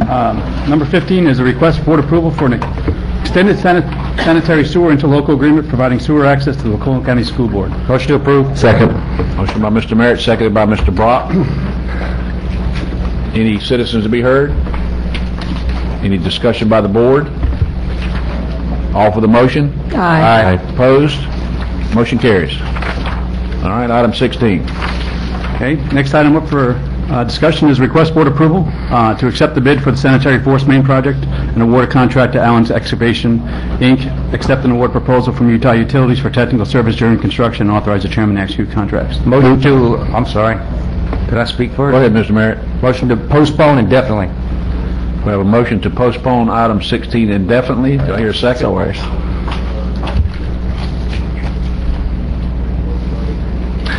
No second? Okay, so it dies for lack of a second. Mr. Brock? Move to approve to accept and award the low bid to Allen's Excavation Incorporated, approve and accept the proposal for technical services during construction from Utah Utilities Incorporated, and authorize the chairman to execute contracts. Okay, we have a motion by Mr. Brock to execute the project. There's only two options. Well, no, I think there's a third option here, but we need to let this run its course. So this dies for a lack of option. If we fail to second that motion and we don't like the option that comes up, where do we go? But you can second it for discussion. I would second it for discussion then. Okay. And we have a motion to approve and second for discussion. Mr. Moore? Well, I'd just like to know what the other option might be before I vote against this. Well, okay, Ms. Art, go ahead. I've got another option, and that is dividing this into a two-phase project, and right now only doing the portion that gets Talquin offline and, postponing the loan and construction for the Wakulla Gardens section till later, which I've been told we could do.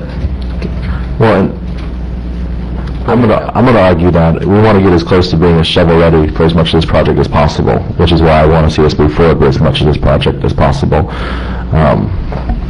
Yeah. Okay. And that's a noble, and I mentioned that last time, but I'll wait till last year. Go ahead, Mr. Merritt. You have. I'm going to speak as a professional engineer that's done this. I understand what you're trying to accomplish. We all want to hook Talcon on. I talked to Tim Waddle. I think there's other ways to do that. Maybe we could get them to hook down Jack Crum at no cost to the county, but you can't tie in a sewer system pumping 36,000 gallons a day into a 12-inch force main. It won't work. The line will clog up eventually. It'll go septic. You can ask any engineer that I understand. And let's say we decide not to do, which I'm vehemently against, by the way, borrowing $2.3 million to build a force main we don't need. If we decide, all right, we're going to keep the lift station where it's set, I think on Mr. Moore's property he donated, if we're going to keep it there, let's just extend a 6-inch line from the golf course down to it at a cost of, less than $100,000. We'll pick up Talcon, and everybody's happy. Now, if we do future sewer for Wakulla Gardens, Alan, I understand your position. You want to get it there, but there's no revenue to pay for it. At the last meeting, I don't know if I was charged, but I was asked to look into it. I talked to Tim about the revenue side. If we're not willing to sewer Wakulla Gardens, and we're not willing to force people with a working septic tank to pay the full access charge and abandon their tank and hook on, there's no money to pay for it. And remember also, we're fixing to borrow, not spend money we have, borrow $5 million more at this point to pay for the sewer plant upgrade that we do need. So, and then there was the other question about, well, we need this line to be able to relieve pressure off Crawfordville. I met with Preble Rish. Alan's here. I'm not going to ask him to speak. I'm sure he doesn't want to, but I talked to their force main expert that the line that we have now going from Crawfordville theoretically could handle up to 5 million gallons a day. Now, practically, it'll probably handle 1.5 million gallons a day. And what are we upgrading our plant to? 1.5 million gallons. And remember that Crawfordville is only about 60 to 70% of the total flow going to the plant anyway. We have Panacea on a separate line and Choppy on a separate line. So, I apologize to the people that bid on this project, but we're borrowing the money to pay for something we don't need. And I think there's other ways to accomplish it that'll be a lot cheaper. I just say we just do away with it. Let's sit down with Talcon, accomplish what we want to accomplish as cheaply as possible. Yes, Mr. Brock. So, Commissioner Merritt, let's say that there's a project in the future where they offer money for shovel-ready projects has been brought up, and all of a sudden there are grants available, or federal funding, for sewering Wakulla Gardens, which apparently is the only way that our board will support sewering Wakulla Gardens is at no cost to the citizens, which is a bit unrealistic. Don't include me in that. Well, yeah, I'm not, when I say unrealistic, that's my way of saying not including me in that either. I think that the sewer situation in Wakulla Gardens is one that needs to be dealt with. Do we need to have this already in place and we're willing to take that on why couldn't the grant then pay for the force main? Remember, the permit we have to construct it is a dry line permit, which means we can't even use it until the plant's upgraded. It's a dry line. You put the pipe in the ground, but you don't use it until you upgrade your plant or whatever. So I understand your point, but if they're going to give us money to build the gravity, so why wouldn't they give us money to build the force main? Well, the way my experience is, my understanding is that's a question. If they're going to give us $10 million, why don't they give us 12? I don't know. But if we have the ability to build the first $2 million of it, let's build that first $2 million of it so that we might be able to get the rest when we need it. It's just, the less expensive it is, the more likely it is to happen. We have the ability only because we're going to borrow the money. That's, if this was a grant, I'd be the first one waving a flag. Let's build it, even if we don't need it, maybe we'll need it in the future, but we're not paying for it. Leave it dry for the next 5 years, don't ever use it. I'd be 100% behind it, trust me. I just want to see us move as close to sewering Wakulla Gardens as possible. I want to see us move forward with sewering Wakulla Gardens. And I'm certainly not opposed to that. Jerry? I donated the land for the pumping station. If you're talking about, and I did that to get the sewer out of Shell Point, Oyster Bay. So you bring the sewer up to 98 Highway, and then you pick up from the golf course coming east. I'll support that. Yes. If we need to do that, we may get Talcon to run the line down Jack Crum and tie into an existing line we have there, if it costs the same to them. I've spent a lot of time with Talcon, and that's not their plan. I've spent a lot of time with Talcon. Here's where, let me see if we can bring it all into perspective here. Back up a little bit. I agree with you, Alan, and I said that. However, since I said that, I've done some research with Tim and some other staff members, and the numbers don't work to pay the loan back anymore. It don't work. So we would be fiscally irresponsible to take on that debt for something we can't pay back. So we got to, and I agree, I want to make it a shovel-ready project, but we can't pay it back. That's the truth. Now, we've made a deal with Talcon, and I don't want to go, because I brokered that deal because the board asked me to do it, and I think I'm going to ask Heather to weigh in here and tell me it's time sensitive that we have a line available to Talcon, and I think the most appropriate way to do it is to extend the line from the golf course on eastward. It's not that far, like you said. We could probably do it for, I don't know, $200,000. It's a mile. It's a mile of line. It depends. And a pump station. Now remember, we don't. When Talcon comes on, we're going to get a payment from them for $360,000, which will probably pay for the infrastructure to put this line and pump station in, and we'll pick up their sewage. Right. So, that pays for itself. That makes sense, and I think that's the best way to do it without having to go back and go through this whole process of. And I know we need to get that plant off the line, ecologically speaking. It's got to come off the line, and out there and where you gave the land for. So Heather, is it time sensitive? You and I talked about this the other day. I know the answer to the question, but tell us what that time is. Yes, we have, originally was a 2-year time period from when we signed the agreement, and we're now a year into that. So we've got to do something soon. Within a year. Yes, sir. To have a station capable of taking on that sewer from. Can we give just? I know we've got to bid if we redesign it, we got to engineer it. Well, we could probably take the plans and modify them, and it would have to be bid to extend it from the golf course. I don't think it will. I think we can do something in-house. Okay, that's even better. Even better. I think we can. In the interim, I'd like to talk to. I speak engineers' language. Let me talk to them, and if it's financially more beneficial for them or whatever, or it costs the same for them, it won't hurt to ask.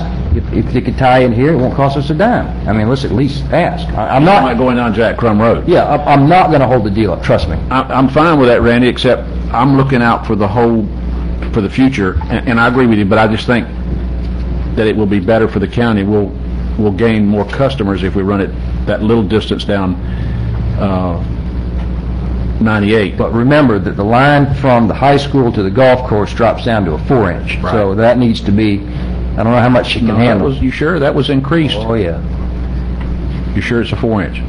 I thought we upgraded that to a 6-inch. what, There was 6? talks out there recently.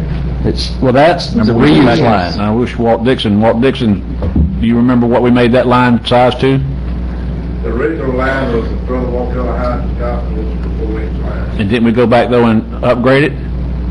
I thought you did, not than just the reuse line. I think what we upgraded was from the high school to Medart to the Brown Seafood. That's what we upgraded. Well, anyway, that's where we are. So back to this item is, I can't vote for it because I don't think we can pay for it. I know we can't pay for it. I'm not going to put the county, I'm with Randy, I'm not going to put the county in debt for that much money when we don't need it. In fact, we don't need the kind of sewer plant that's been drawn up to be built either. I mean, we got to start over now and get back. I mean, that was a pie in the sky plant when the county was going to have, when we had all this growth. Growth has stopped. There's no growth now to warrant that kind of plant expansion or this line that we're talking about running over Wakulla Gardens. Anyway, that's where I'm at, and that's why I'm going to vote against it. Ms. Art? I just want to clarify. So you're proposing turning this down and then not rebidding, just building the line ourselves in one or two routes and paying for that with the money we get for Talcott? Is that, no? I didn't understand. I mean, that's the way it can be paid back.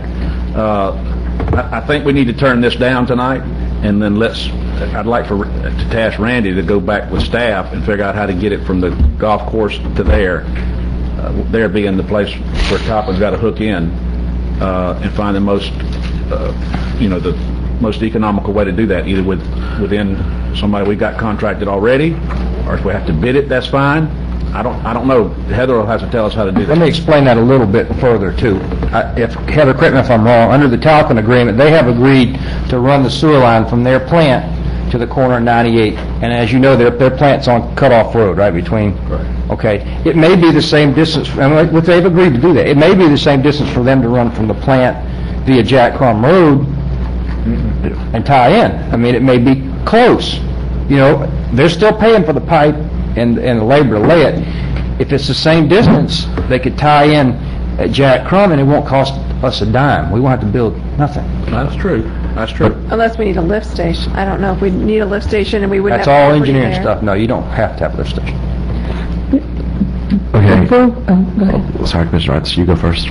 Well, before we vote on it, I guess, because I didn't have so much discussion with staff about these various options, I would appreciate being able to hear from Cleve and Alan and Utah and maybe our county attorney or Tim, and just, I just want to make sure I'm aware of any concerns they might have before I would vote no on this. And I need to point out one more thing. When Commissioner Moore donated that property before he was a commissioner, much appreciated. And we do have an obligation under the agreement with Mr. Moore to have a sewer tap there. Well, this is awkward. Yeah. So, but we do have a contractual agreement to provide that. Okay. Well, that changes a few things. Changes everything. I mean, I don't want to just meander around putting sewer in where it's not going to be beneficial for the long haul. I mean, if we put it down 98, there's a whole lot more property there that can benefit from a sewer in the out years. Very, very true. Development, and that's what I'm concerned about. I don't have a dog in the fight. I don't own anything but the house land I live on, so I'm not going to benefit from it. I just want to see the county benefit from being able to hook on people that's going to pay their sewer hookup fees and pay their monthly bill. Again, Ms. Arts, hearing all these folks, I think, and that's fine if we do that. I'd like to see us just kill this tonight, ask Randy to work this, and come back to the board on how to do it, talking to all these folks. I mean, you can do that as well. But I don't want to kill this if there's not a viable alternative. And I'm not, I hear what you're saying and it sounds good to me, but... Utah Utilities is going to stand up and say we can pay for it. We can't. I don't care what they say. We can't pay for this. Okay? That's the same conclusion I've reached. I've checked into it quite a bit. So, I'm sorry, go ahead. I was just going to say, I'll withdraw my motion, and I'll make another motion to table it, to the next meeting, which may not be the best solution, but that gives, there's more information here tonight than was in the packet, and I want to spend time, but we don't necessarily need to spend it all tonight at the meeting, trying to figure out and talk with, because I want to talk to the same people Lynn wants to talk to, and Just remember, we got a year left to do something with Talquin. That's all I ask. And I'll start working on that immediately. So that's You a need a motion second? to table, Second. second by Ms. Arts. Okay? Any more discussion? Any citizens to be heard? I just assume we did away with it now personally, but I'll go along with it. Okay. But we got to get there for Talcum, with that understanding. That's Okay. unquestionably going to happen. And we have a contractual agreement with Mr. Moore. Okay. Any more discussion? There was a hand up, I don't know. Actually, excuse me. Can I just address a couple of things that were said? Who are you? Excuse me, Lane Lucas with Utah. I think we should vote. I think we've got all we need, sir, right now, because we're just going to table it. There's no action going to be taken other than that tonight. They'll be in touch with you. Okay? Mr. Moore, you had something?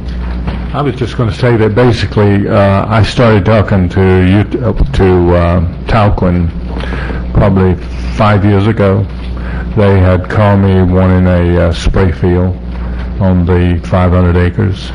And I couldn't see how that we could do that. I didn't like the idea. And then they told me that I asked them about moving the sewer out of Oyster Bay, and they said they had no pumping station location or whatever. And I, at that time, told them, I have a lot of land here, so I'll give you a pumping station. But that was 5 years ago in that conversation, and then Mr. Stewart tied in Talquin, and I donated that land, and that was specifically to bring the... Well, only because I can't talk to you outside of this meeting, but if the pumping station was not put there, would you get your property back, or does the pumping station have to be there and has to be accessible for you? That's because I can't talk to you outside of this. Well, do you know the answer to that question? I just assume... There isn't any provisions for reconveying the land back. The donation was made, and the only condition he asked for was that a sewer tap would be there at a certain location so that his property, when it does develop, could be accessed. I'll get back with you on that. Well, the other reason, Randy, is, this is another reason to run it down 98, is it's back to what Ms. Art's suggestion was in the beginning, was a sort of a two-phase. If we get it there, we're halfway down to Wakulla Gardens. Then all we got to do is turn and go up Spring. Well, be mindful now, the line that I'm talking about looking at is not a 12-inch line. I understand. Okay. But it's 12 inches too big. I understand. Okay. I just want to put one other thing out there before you vote, and that is that the bid prices will be expired when we bring this back. So they were only good for 60 days. Okay. All right, so we have a motion and a second to table. We'll all go back and get more information. We'll put this back on the agenda for the next meeting. Okay. 7th of that's next week. That's next Monday. Okay. Yeah, that'll work. You want the 21st or next? Oh, let's Next Monday works for me. Yeah. I just need time to talk to some people. Okay, that's fine. We'll bring it back. Roll it right back over again. Okay. But I'm going to ask you that Randy, you work to try to get the language we want to make it work like we want it to work. Okay. All right. All for the motion? Aye. Aye. Opposed? I'm going to oppose it. You don't want to It's table? going to be discussed Okay, so tonight. 4-1 that it's tabled, with Randy voting no. All right. Next item. This next item is the request for approval to advertise the request for qualifications for consulting services to provide grant writing at-risk services for Wakulla County. There's some background if you'd like me to go through this, or do you want to... This is an item that was recommended we do by actually Commissioner Arts. We're looking to supplement our grants department to try to get some more qualified individuals who are successful at writing grants to add to our cachet and hopefully be successful in getting us much-needed grant funding. So, I hear a motion. Move to approve to advertise a request for qualifications for consulting services, grant writing at risk. Second. A motion by Mr. Brock, seconded by Mr. Moore. That's it. Okay. All right, discussion. Ms. Arts? Yeah, I just wanted an update on the insurance issues. Did we ever have we're still looking into that issue. We'll We'll clear that up before we release the RFP, but we're looking to have that reduced or eliminated. So the public knows we've lost our grant writer. She decided to retire, Eva Thorpe, and since has become very ill and is in the hospital, so we need to be thinking about her. She has a tumor, and she's having a tough time with that, so we just need to keep her in our prayers and hopefully quick recovery. So I know she was going back into surgery, I think, today. Is that right, Debbie? Tomorrow. Could be thinking of her. But so we need help with grant writing, and I think this is a good way to do it. Any more discussion? Any citizens? This, again, is a consulting services, basically, that pay for their own services, administration fees from grants. Okay. And initially, all we're doing is identifying who's out there who we could contract with if we want to. Good idea. I just need to add, though, there could be some upfront costs. It really depends on the grant source. There's some of them don't allow administrative fees, or some won't pay to actually submit the grant. So we might have to come up with some incentive money, so to speak, to have somebody write the grant for us. But I think it'll be well worth it if we are successful. Of course, we can address all those individually when we apply for that grant. Absolutely, and they'll come to the board for approval, so. Okay. Any more discussion? All for the motion? Aye. Opposed? Motion carries. Item 18 has been removed, and item 19's been removed. That's all for general business, sir. Okay. Commissioner agenda items, Commissioner Merritt. All right, Ms. Arts, get ready. I'm going to make a motion. We have a workshop. Fall out of my chair. I think the 12th is probably a good date. And if I can get a second, I'll kind of explain to you where I'm headed with this. I'll make a second. Motion to set a workshop to talk about amending the comp plan related to wetlands and treatment of sanitary sewage, and your suggestion April 12th. I'm reading our...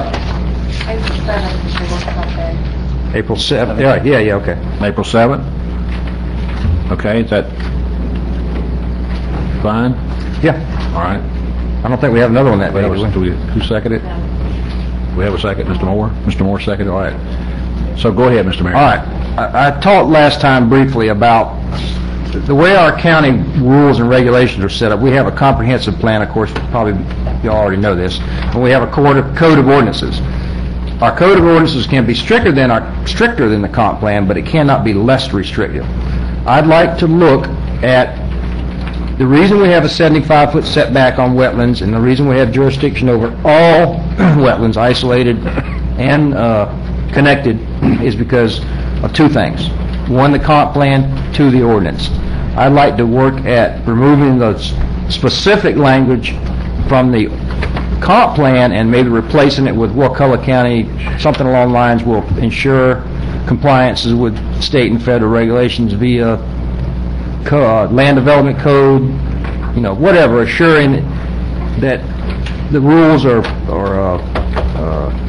complied with. Now, of course, we can keep our existing wetlands ordinance if we want. I'm personally not in favor of that, but just because we change the comp plan doesn't mean you change the wetlands ordinance. It can be more restrictive. Same thing applies to the sewer. These are really two issues, but they're kind of comp plan amendments. We can be more restrictive in the comp plan, but we can't be less. And we have hemmed ourselves into a corner in the comp plan with, number one, requiring AWT standards for our own wastewater plant, which has made it about 3 times the cost of a regular one, and two, the requirement that everyone have a 10 milligram per liter or less nitrogen reducing performance-based systems. Now, I think you remember the last presentation given by Pad and his cohorts that we're not reaching 10 milligrams per liter. It's reaching a certain percent removal of nitrogen. But our comp plan says it's got to be 10, If we want to change the language in our comp plan to say, Wakulla County shall adopt by ordinance the requirement that performance-based systems be used as deemed necessary by the county. In other words, what I'm trying to get at is maybe in the Wakulla Springs Protection Zone, yes, but if you live in Smith Creek, maybe no, if you live on 5 acres or whatever. We didn't give ourselves any wiggle room at all.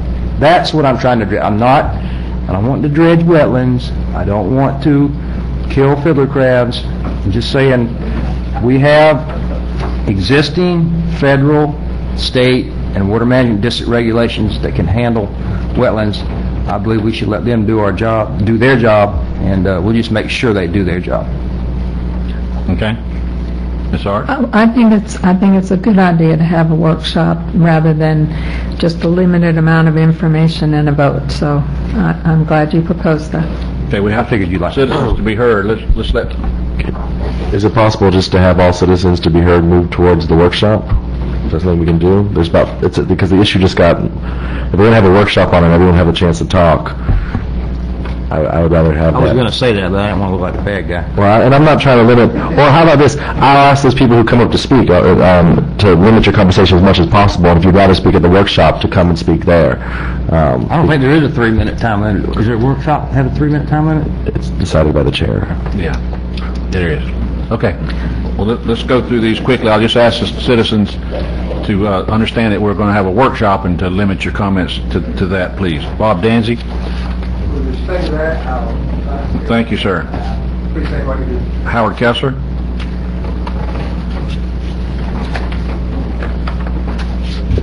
Thank you, Mr. Chairman, Commissioners. Howard Kessler, 251 Levy Bay Road. Speaking on behalf of myself. At the time when state and federal regulations are under fire and being reduced, I think this is the most inappropriate time to consider using them as the standard. Wakulla County is special, and many, if not most of us, moved here because of Wakulla's environment, a lot of which is composed of wetlands. And wetlands not just for their beauty, but for what they give back to us, humanity, and for what they protect us from as far as flooding. There's a great value in wetlands. I urge you to move with caution. Thank you. Okay, thank you. Chuck Hess.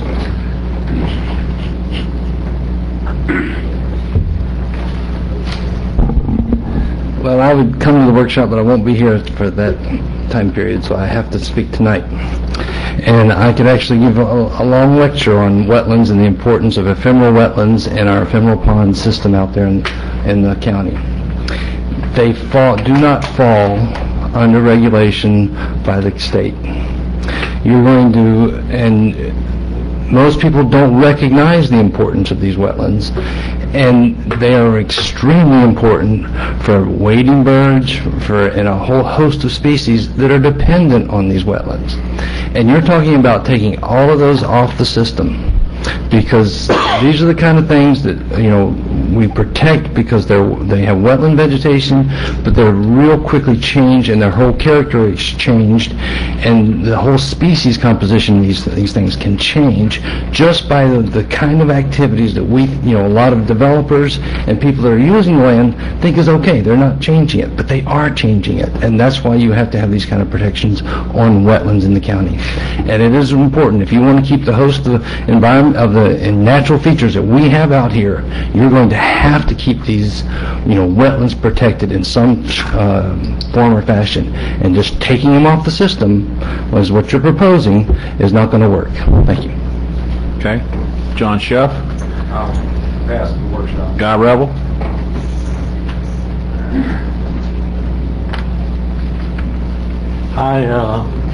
The lady who was here earlier that was concerned about the isolated wetlands, I'm sure somebody will pass this along to her. I have a great interest in wetlands. I've been very protective of wetlands.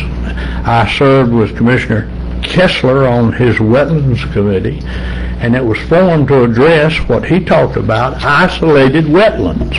And when you put a group of people together, it just seems to keep going and going. Well, that was put out of business by the judge, Judge Sauls. A new committee, there's a new group. And the problem I heard a minute ago is isolated wetlands.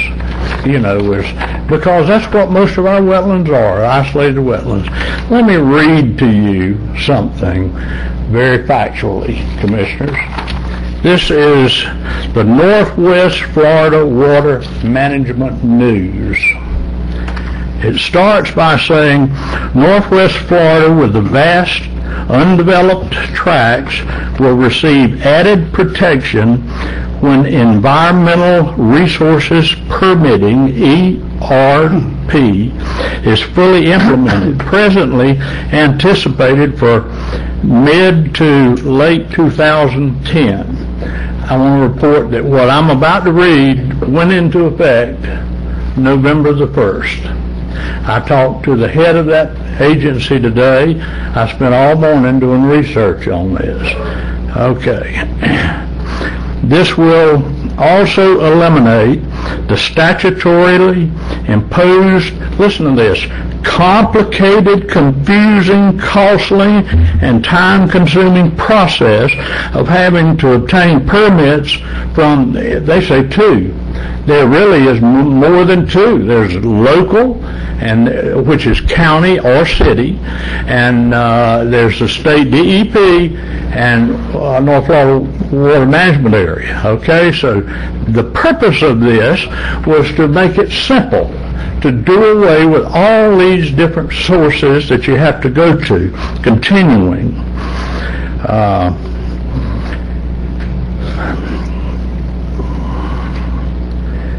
Okay, the Northwest, the rule provides further compliance with legislative initiatives to streamline the regulatory process. The regulated community will be able to submit one application, and they will distribute it to whoever should get it, including the Corps of Engineers, in addition to, well, I'm sorry, I don't know what else to say, Commissioners, but isolated wetlands are now under the jurisdiction of an agency, and I will be happy to share this with anyone. Thank you. Thank you. I'm sorry. Hugh Taylor. Is Hugh Taylor here? No? You have to leave. Gail Hickman?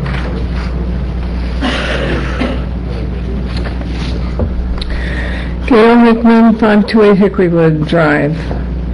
Mr. Merritt, I'm not happy. You campaigned on transparency. However, after being in office only a few months, you are attempting to amend our comp plan, something we've worked on hard for long years, eliminate the impact fees, change the wetland ordinance. Why, if you believed in transparency, didn't you say in your campaign speech, vote for me, I will do my best to eliminate impact fees, wetland ordinance, and alter your comp plan? Why didn't you tell us that then? You need to take off your builder's hat when you come to a commission meeting and work for the people, not yourself. Charles Hickman?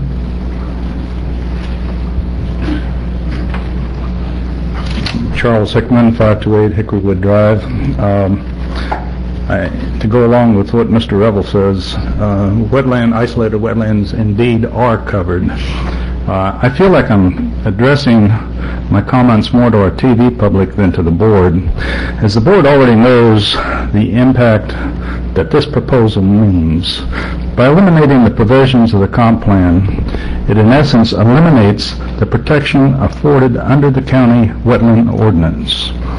For those who do not know, there is an operating agreement, which was what Mr. Revel was talking about, between the Northwest Water Management District and DEP, explaining activities covered by each entity and permitting responsibilities that they are to perform. When you turn in an application, they have 24 hours, either organization, Northwest Water Management or DEP, to forward it to the proper location. Should you pass this revision, the district is not, should you pass this revision and the district is not funded under the governor's new budget, then under Chapter 373-4145, wetland rules will revert back to 2006, in other words, 2006, and the dredge and fill rules will be back in place. Therefore, that'll leave Wakulla County wetlands, which we work so hard to protect, unprotected. The department and district have in their write-up encouraging local governments to pursue a delegation to implement the environmental resource permit program within their jurisdiction. Now, this action has already been performed by committee last year, and Victor Lambeau, Catherine Gilbert,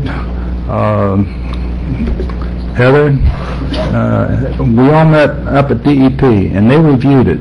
And now they are considering it one of the models for the agencies, because we went through the proper channels and steps and educated ourselves of what we needed in this county. They provided definition and guidance to this ordinance. And for us to turn around now and overlook it, I just can't believe it. I mean, there was a lot of man-hours. I wasn't involved in it on the front end, but I know Victor can tell you that there was a lot of man-hours that went into this. Thank you. Thank you. Fred Bradford.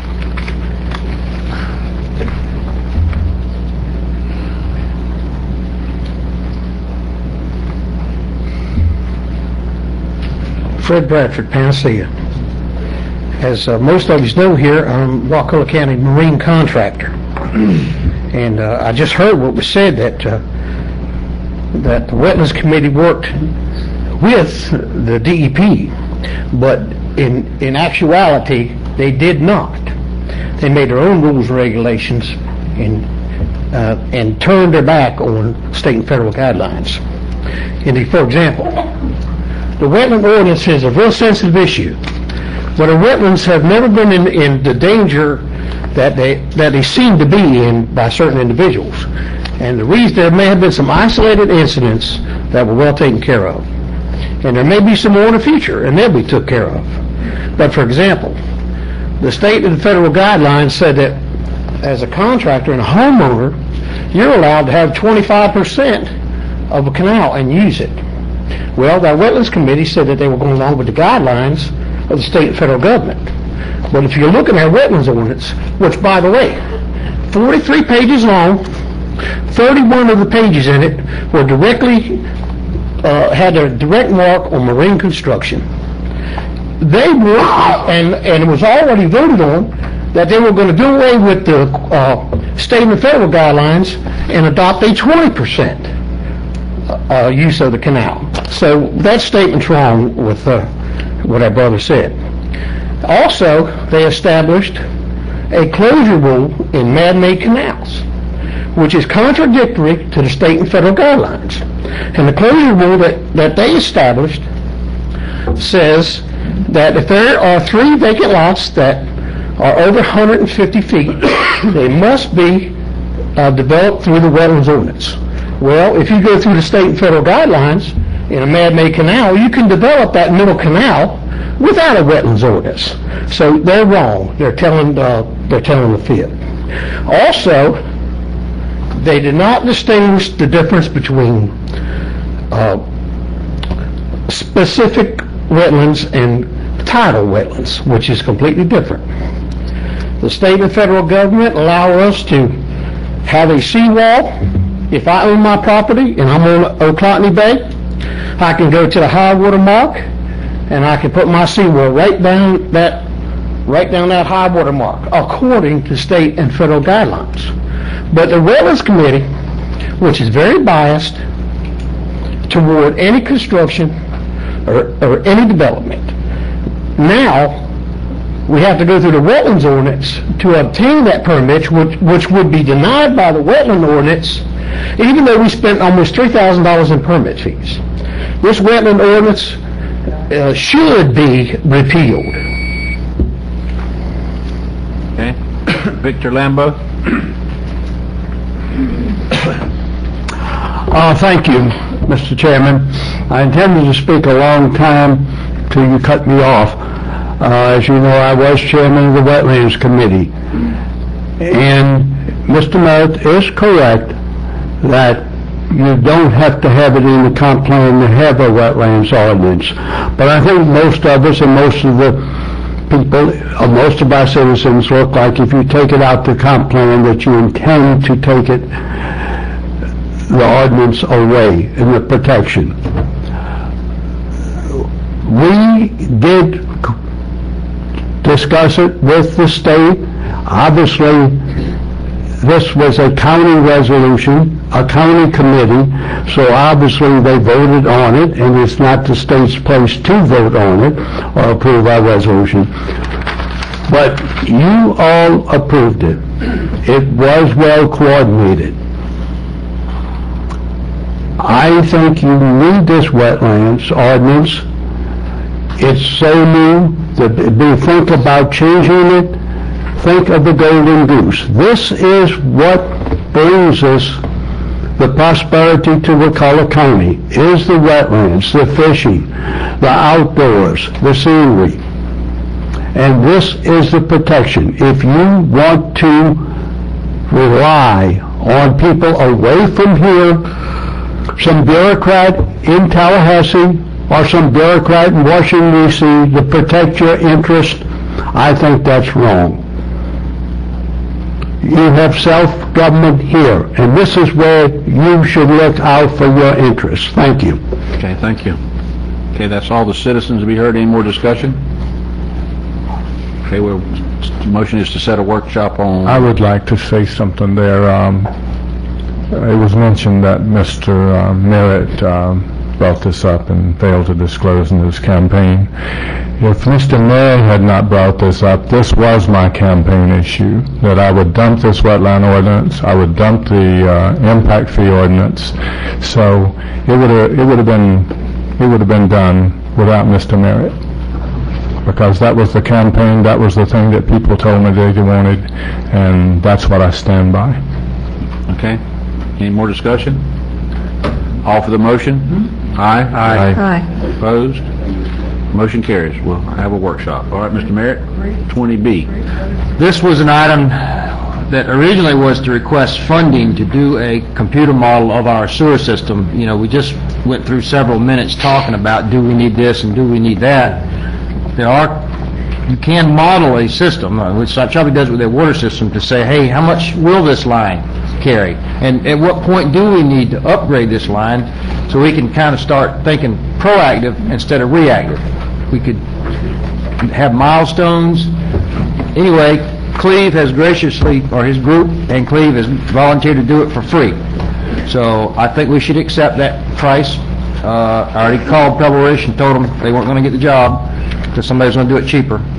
And I think it's not a study, because, you know, I hate studies. It's a actual tool we can use. We can plug in numbers and see what we've got. That way we can speak intelligently about our sewer system. Okay, so you're suggesting then we just ask Mr. Barden to task them to do that at no cost to us? I don't know if we need a motion. Can you tell whenever? Cleve, do you need any Just give them direction. on that? I think you pretty much got it. Okay. If your We board's don't need a okay with it. motion. Keep me in the loop, Cleve. Okay, so move on to item, Oh, I just had a question. okay? And you have this, we have the same capability that Pebble Ridge was going to offer on that? I mean, I don't know what kind of software or what you need to be able to do the modeling. We have technical services in a Macon office, and we do this routinely. And we are had some meetings today with the different county staff here, and it just didn't dawn on myself and the guy I work for that we do this all the time. We just got through doing one for Augusta, Georgia, remodeling their water system. Okay. And we have a person dedicated. Her specialty is hydraulic engineering. You know, she's actually been here before, and we just never. It's one of these things that just kind of slipped our mind, and we offer it to our clients. Well, and I think it's a great idea to do the modeling, and I appreciate your letting me talk to Cleve, because these agenda items are changing quickly. And so I didn't know, I thought it was going to be Preble Rush, so, and that's great. If your making office does this, great. Okay. Thank you. Okay. Okay, item 20C. This is a request under state statutes, and Heather and Debbie, you can correct me if I'm wrong on this. We have the ability to waive bonding requirements for certain projects less than $200,000. I asked to revise the purchasing policy, saying we don't taking out the bonding requirement unless the administrator decides it's necessary. You may ask, well, why do you want to take it out? I want to take it out to give more of our local contractors and vendors a chance to be able to bid on things like the equestrian facility. I know they can now, but a lot of them are a little intimidated, I guess, by getting a bid bond, a performance bond. They've never gotten one. I've never gotten one, and it costs us more money to have these bonds in there. And we've had a bond requirement for a unit price contract, which is doesn't really make any sense. You may buy 1 ton of asphalt, you may buy 1 million tons. How much money do you bond? I mean, the purpose of the bond is to make sure that the vendor or the contractor performs their duty as they said they would. I think for projects under $200,000, we can just do that via contract, just keep some retainage, just like in the private sector. It will save us money because we'll get the bids cheaper because they don't have to spend the money on the bond. Okay, so your item... Motion to... option 1? Yeah. Okay. I got this computer thing here. It takes a little while. Which is to direct staff to revise the county purchasing policy to waive bond requirements for unit price bids and lump sum bids of $200,000 or less, unless the county administrator determines that it would be in the best interest of Wakulla County to require bonding for a specific lump sum project bid. Second for discussion. Okay. I spoke with Heather about this earlier today, and she was mentioning that if it goes over $200,000, if there's a change order, we could be held liable for some of the liability. We could be held liable for liability if bills aren't paid. Correct? So you'd have to monitor that. That's on the payment bond side, not the performance bond side. The payment bonds are there to protect subs and make sure that the small subs actually get paid because they can't lien public property.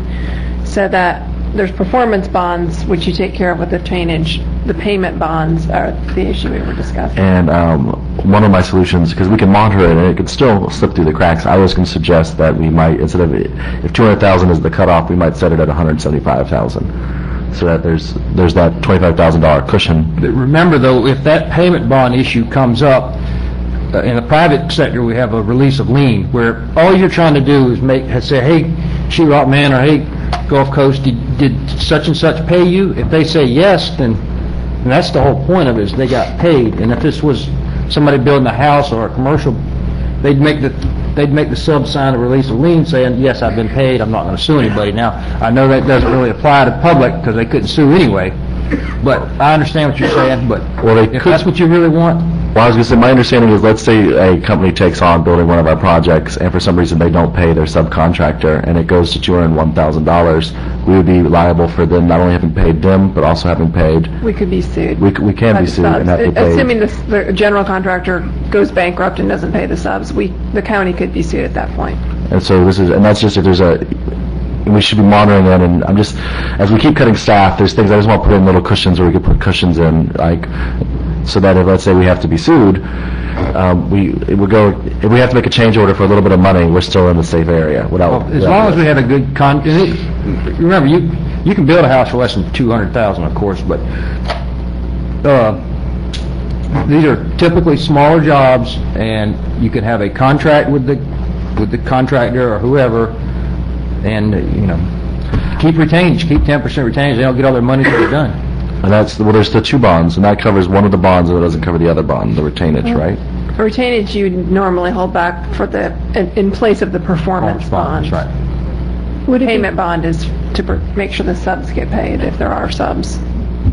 Yeah, would it be possible to apply this just to performance bonds and not to the permanent bonds as a way to protect all of our I would much rather go along with Alan.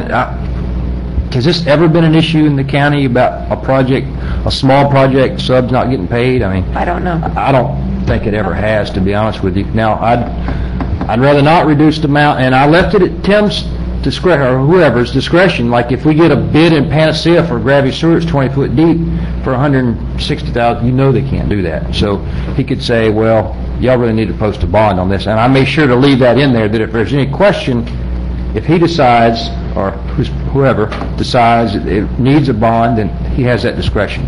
But if it's something like the equestrian facility, it's probably going to be a local contractor.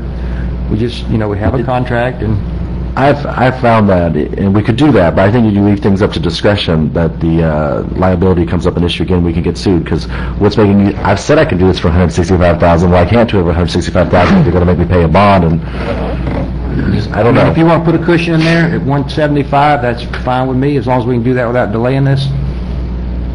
I'd be amenable to that, yes, I feel more. We're going to have to bring it back for approval, and we can just put those, Okay, so because the purchasing policy was adopted by ordinance. I'm going to amend my motion then to make the amount 175 instead of 200. Is that? Yeah, thank you. Could I just ask Heather if, does that sufficiently address your concerns, or do you think it would, as legally, we would be in better posture to just restrict this to the performance bonds? Well, I think this combined with staff's going to have to monitor it. If any of these go over 200,000, there's going to have to be a trigger point where they go back and get the bonds under state statute. So this does give you an additional buffer. Obviously, the most conservative position would be to require bonds for everything, but we're trying to balance those interests here. I'm specifically trying to get more local contractors. I'm a contractor. I've never gotten a payment bond. I don't know where to start. So, not saying I couldn't figure it out, but you know what I'm saying. Try to make it simple. These aren't high-dollar projects, and this is how it's done in the private sector all the time. And we'll get prices a little cheaper. Okay. I don't think we're taking risk. Well, and I'm not even so much, I'm concerned about risk for the county. Yes. But I also don't want subcontractors who are working on county projects not getting paid. So we can easily check that. Okay, any more discussion? All for the motion, say aye. Aye. Aye. Opposed? Motion carries. 5-0. Is that right, Ms. Art? Yeah, I didn't say that. And this will come back as an ordinance for y'all to consider. Does it have to be an ordinance to amend the purchase policy? It was adopted by ordinance, so it has to be amended by ordinance. Okay. Oh, it's my turn. Okay. The first item is to let you all know about an opportunity to apply for an Our Town grant. The deadline for application is March 1st. And we have put together a team of people who are interested in working on this, and it's our main partner, the county's main partner would be the Historical Society, but we've invited the Chamber and have had some participation from them as well. The purpose of the project would be to create a cultural and historic town center a design for a town center in the area where the old courthouse, the jail, museum, and the new courthouse is located. Can I ask something, Rick? I don't want to interrupt it. Is this the same thing we discussed at your workshop? Because we discussed something about submitting an application before the deadline. That's the next one. Okay. Yeah, no, this is new. You haven't heard about this one at all. The process would be to submit a 3-page letter of interest, which was included in here. And if it's sufficiently appealing, we would be invited to submit a full application. We would like to ask for $50,000 to create a design for this town center with the town square and actually take it to construction documents for at least the portion of it where we wouldn't need to acquire any land. Now, This grant program does require a one-to-one match. That match can be in kind, although it's a pretty competitive program, and we would like to be able to put in a small cash match. And the Historical Society is willing to even provide some money. And if we do get invited to apply, I'm going to ask if we can come up with $2,500 for each of 2 years or whatever. I'm encouraging the chamber to come up with a cash match too. But this really would move our town plan project along, especially on the southern town center. So I'll make a motion to approve. Okay, well, or I move to approve, because we also need to authorize the chairman to sign the letter, and I would like a specific staff member designated to submit it on grants.gov by March 1st. It's ready to go, but... It's tomorrow. Oh, that's tomorrow, okay. So who's going to stay up tonight and do it? No, it just needs to go in tomorrow. Okay. I mean, who's going to stop everything we're doing and do that tomorrow? That's all I'm asking, just who's going to do it? I guess I need to know what exactly we're doing. Is it a letter, or is it... It's a 3-page, if you look at attachment... We can do it.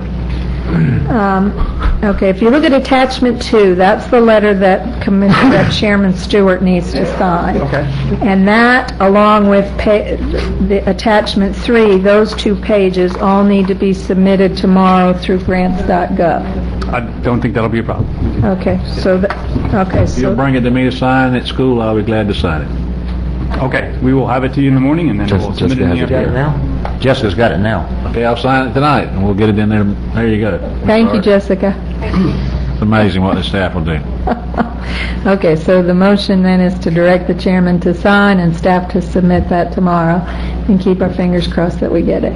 Okay, so we have a motion and a second by Mr. Merritt. Motion by Ms. Arts. All for the motion? Aye. Aye. Aye. Opposed? I'd like to discuss it. Is it too late to discuss it a moment? Well, I'll just say this. If it requires any county money, I'm not going to vote for it. So you can go ahead and do your vote. Yes. Okay. So the motion passes 4-1.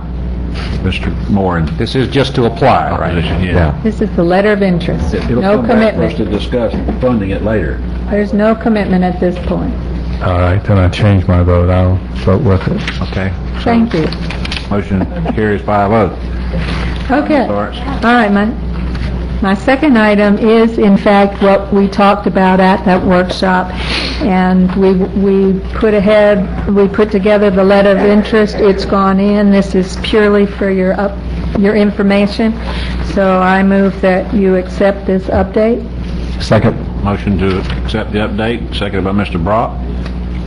Any more discussion? Thank you. I hope we get it. I'm excited. All for the motion? Aye. Aye. Aye. Opposed? Motion carries. And then I pulled the other item. Okay. So. All right, so Commissioner Moore? My agenda item is to make it easier for county contractors, county people who are in building business to be able to compete, to have an advantage over anybody who's from out of town. And this item mentions 10%, but that's been changed in your agenda item to the fact that if Joe Jones has a project for $100,000, then anyone that's local in the county can get that contract at the same $100,000. In other words, our county people can meet the low bid on any of the contracts. If somebody bids $100,000 from out of town on a contract in the county, then anyone in our county can take that bid. That sounds like a lawsuit waiting to happen, isn't it? If they're Well- the second place bidder. As long as it meets the law. I don't think you can do that, can you? How it would be structured, and some places do it this way, and I don't know of any challenges, is that if the low bidder is non-local and you have a local bidder who came in second, give them the opportunity to match the low bid. That's legal? as long as it's disclosed up front. I mean, it's no different than just another form of a local preference, and there's other places that do it. So if the second bid isn't from Wakulla County, it just goes to the first bid? Yes. Even if there's like a fourth, okay, yeah. Are we still applying the local 5%. local preference? So if that gets them into second place, then they get a second shot? Is that what we're proposing? Because it's gonna cost us more and more money each step. That's not how I envisioned it.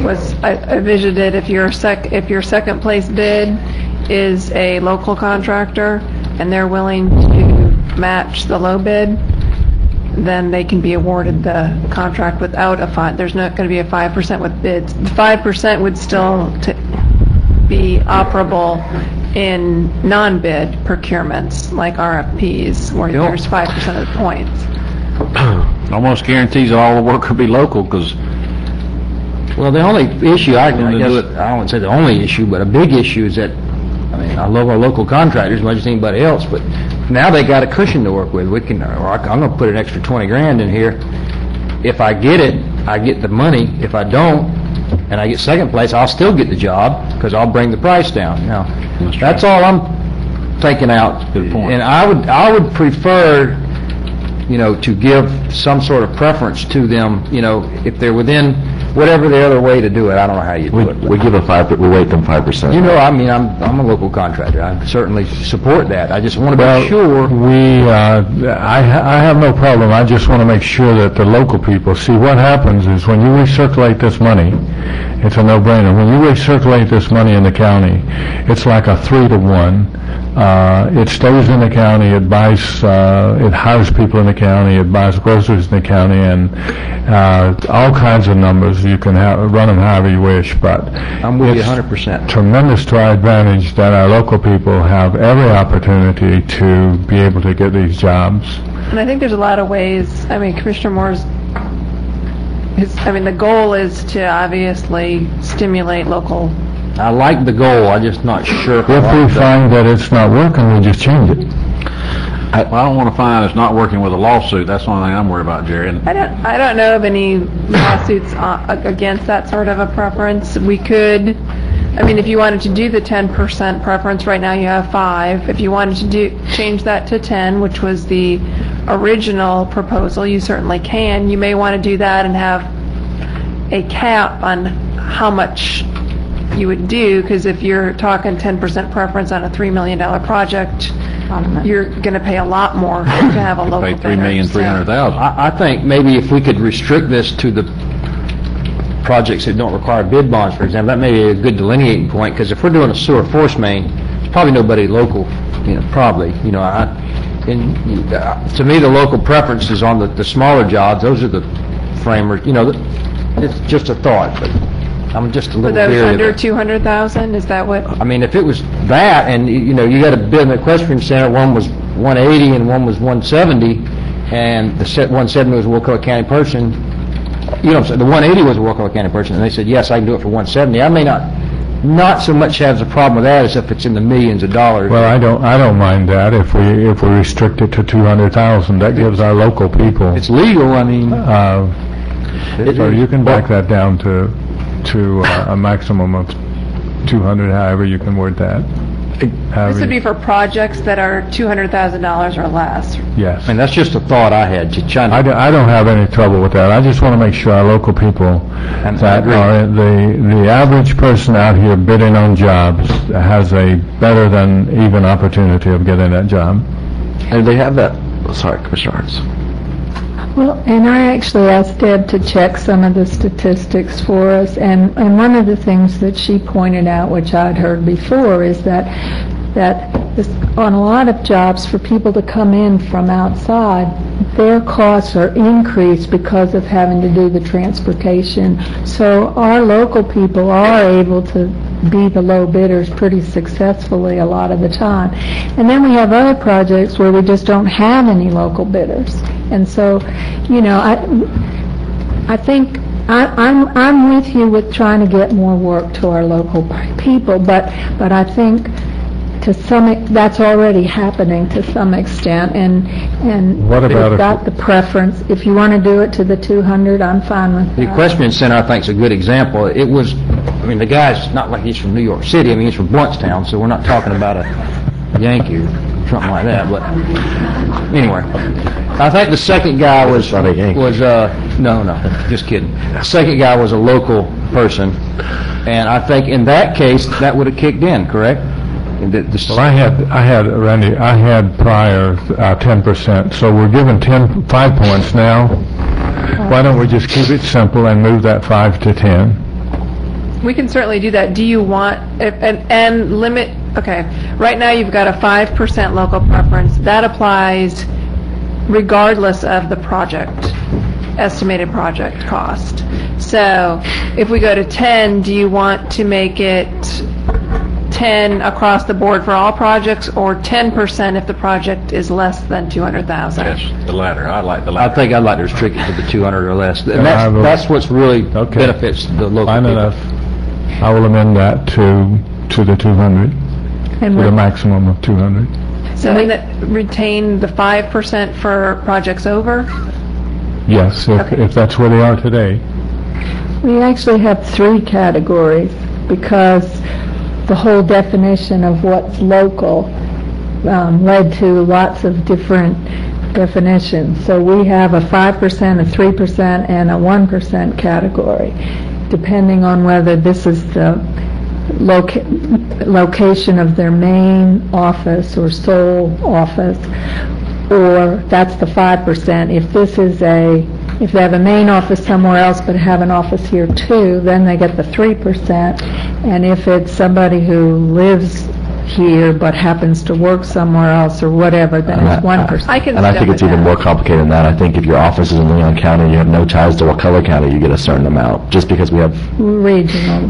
because there's a reciprocation, so that Leon County gives a preference to Wakulla County that's not as good as Leon County, but they're still giving us a preference so our people get work there. I mean, it's not... I think it's tied with the number of... Can we just full double it? employees. Wouldn't that be easier? All the numbers just multiply them by 2? Yes, I think That's what I was going to propose. Yeah, that let's we just- step down the 10% in the same manner that the 5% is currently That's correct. stepped down. Yeah. All right, This so- is also going to come, I'll bring this back in one purchasing policy ordinance amendment and take care of the bonds at the same time. So Okay, so your motion is to do such. Sorry. Who was the second? Mr. Merritt? Was that? Okay, we'll wait, Mr. Merritt. Second. Do we have a motion and a second? All for the motion? Aye? Aye. Opposed? Motion carries. So the most this will cost is $2,000? No, it's no cost. Well, I mean, like on a project, if it's $198,000 and then someone else bids $200,000, I don't know, no worries. Well, it may cost, that's one way of looking at it, but the other thing... Thank you. We will generate that money in the county. That money just keeps rolling over. So... No, I don't think it costs anything. I don't It could cost us, it could. It could. Yeah, it worries. could if they... I'm sorry. It could cost us if it's a $200,000 project and somebody comes in with $220,000. It's going to cost us $20,000 because we just authorized them a 10%. That's the bottom line. Right, and that comes out of general revenue, Yes. not out of what the county takes y'all in other understand ways. that? Well, it's coming back before us. Okay, it's coming back, so just be thinking of that, and we can discuss it further. All right, we're now on county attorney, Do it. item 23.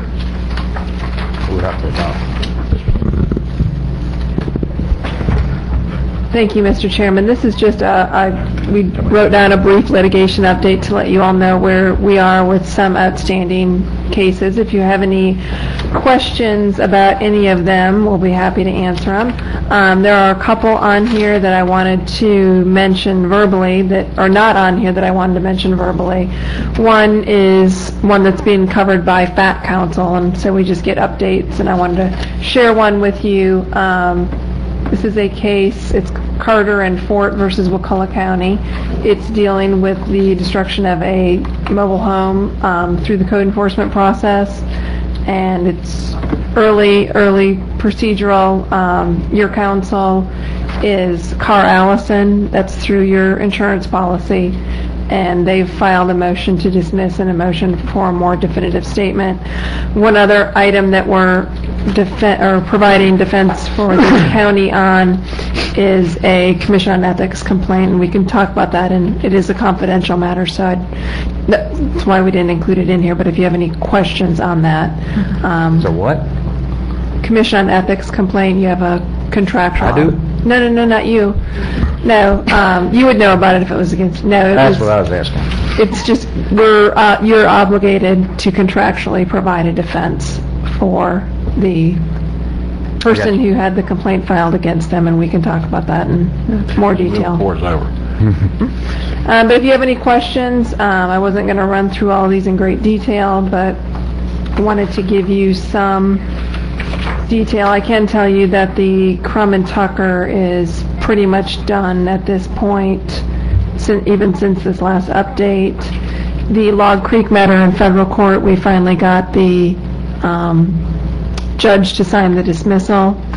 We have the Log Creek matter here pending before the first DCA. That's just a appeal of that one provision on the burden of proof and code enforcement matters. So just wanted to point that out because those two with the same name do get confused. Any other questions on Can you any update of us on number 5, Kathy Wallace Bailey versus Wakulla County? I sure can. Last fall, we got finally got an order from Judge Sauls that put that matter to rest. Before the 30-day appeal period ran, there was a pleading filed from not by Mr. Bailey and not by Mr. Bailey's attorney, but by a third party who represented that they were representing Mr. Bailey. He had assigned his rights to this person, and it wasn't an appeal pleading, so it was a bit confusing. We moved to strike it because we couldn't even tell what it was requesting, and we've not gotten a motion or an order on that motion to strike. So it's sort of just sitting out there. We're not doing anything actively on it, but it's not technically over because we do have a motion pending. I have a question about, several of them were related to our being sued because we provided some housing down payment assistance. Yes. And is that something we need to, I know that's probably being transitioned to another provider now, but is there? Well, that is your SHIP money, so that's not transitioned at that capital area is not doing SHIP for y'all. The SHIP money is always going to still flow through the county. Okay. Is this kind of your typical foreclosure rates or whatever for that kind of assistance, and is that liability that we naturally assume, or do we need to be having different criteria for the housing, for the down payment assistance? I'm just asking. The criteria are pretty much set. It's, I think, just you're seeing more of them just because there's more foreclosures in general in the community. And we monitor them. We don't really do a lot. Usually our liens get wiped out, so there's not an extensive amount of effort from the legal staff's perspective. We do monitor them, and if it looks like we have an opportunity to get a recovery, we do go for that. Okay, thank you. Okay, any more questions? Is that all you have, Heather? On that one, I do have one other item. The next item is we're requesting board approval to file a voluntary dismissal without prejudice in the matter of Wakulla County versus Dempsey. This is case number 2009, CA 0177. It's in the Second Judicial Circuit. This was filed back in April 09. We took over the prosecution of it when we were brought on as county attorney. We've looked at it. There were originally some notice issues because the person who was noticed was deceased, and so we originally put a stop to it, then took another look at the case. Given the amount of outstanding liabilities that would have priority over the county's lien here, we're making a recommendation to dismiss this matter and not spend any more time on it because you're not going to recover anything. So moved. Second. Motion is second. Any more discussion? All for the motion? Aye. Opposed? Motion carries. That's it? Mr. Barton? Commissioner, I just have one more item and a few comments after that. The last item that was added on, it was dealing with capital area. Did we put that under consent? Is that under consent? Which one's that? Police? Yes. It's under consent. Okay. Got approved. Good. Then I don't have to bring it up. It was the next one in my book, so I was just making sure. I do have two other discussion items I'd like to talk about, just some points. The first one is, as the chairman alluded to, Eva Thorpe has retired from Wakulla County. Unfortunately, she's got some medical issues that I hope and I wish her very well. She was a good employee for the county. And like I said, I hope that she is able to succeed elsewhere and that her health improves and she's a good employee. With that said, we will not be bringing that position back for filling. I just want the board to know that. I have asked Ms. Jennifer Langston, as well as the rest of the OMB team, to take up and absorb that position. And we're going to try to work with one of the tools you gave us tonight, the grant writing RFP, to manage the grants department in-house without filling that position. So we're trying to absorb. Like I said, we're trying to hear the call, reducing positions and cutting back. And I think that's a position that we can we can manage. And I want to thank Jennifer for no questions asked, stepping up, offering to help out, and taking that on. I think it's a perfect marriage. She does our special projects. She does our legislative agendas. She's out in the community. She knows the needs of the county. She's from Wakulla County. She's represented on a lot of committees within the county, so she knows, like I said, the needs that we have and the opportunities that are available. I think she'll be successful. And like I said, she's got the support of the OMB staff behind her, and we're going to be helping her out as much as we can. So I just want to send that out to Jennifer. I got to, just real quick, Tim, I told you this privately, I'll tell you publicly. I think he's doing exactly what we told the man to do, which is cut back through attrition. We don't want to fire anybody. And I told him I personally, appreciate that you're moving down that route. This is not the only position that's been vacated and not filled. I mean, if he wants to tell you about it, that's his business, but I think he's doing what we're asking him to do. Thank you. Ms. Hart? Yeah, I just, this is a position that brings in money. It's still going to get done. It's still going to get Well, done. I hope so. I hope so. But we need help, and that's why this item, I think, is trying to not just bring in more people to help write grants, but we need people to identify the funding sources, the opportunities. So, Well, I think Jennifer's going to, I know that Jennifer's going to do a good job with it, and she's been handed a basket full of stuff, and I think she's going to bring it around, and we're going to see some improvements, and I believe that. So, and with the help of this item we approved tonight, I think it's going to go forward. So I'm looking forward to that. Okay. Any other comments? Just one more. I wanted to give the board a little update. A few weeks ago, Cleve and our consultants with Preble Rish went out to Chipley to meet with DOT. And as you know, they're getting ready to resurface 319 all the way through. And we were going out there anticipating hopefully getting them to take on the portion of the widening that we were going to fund through our impact fees. The section in front of El Jalisco and Rainbow Drive, that area. We were hoping that they were going to roll it into their overall project and save the county some money.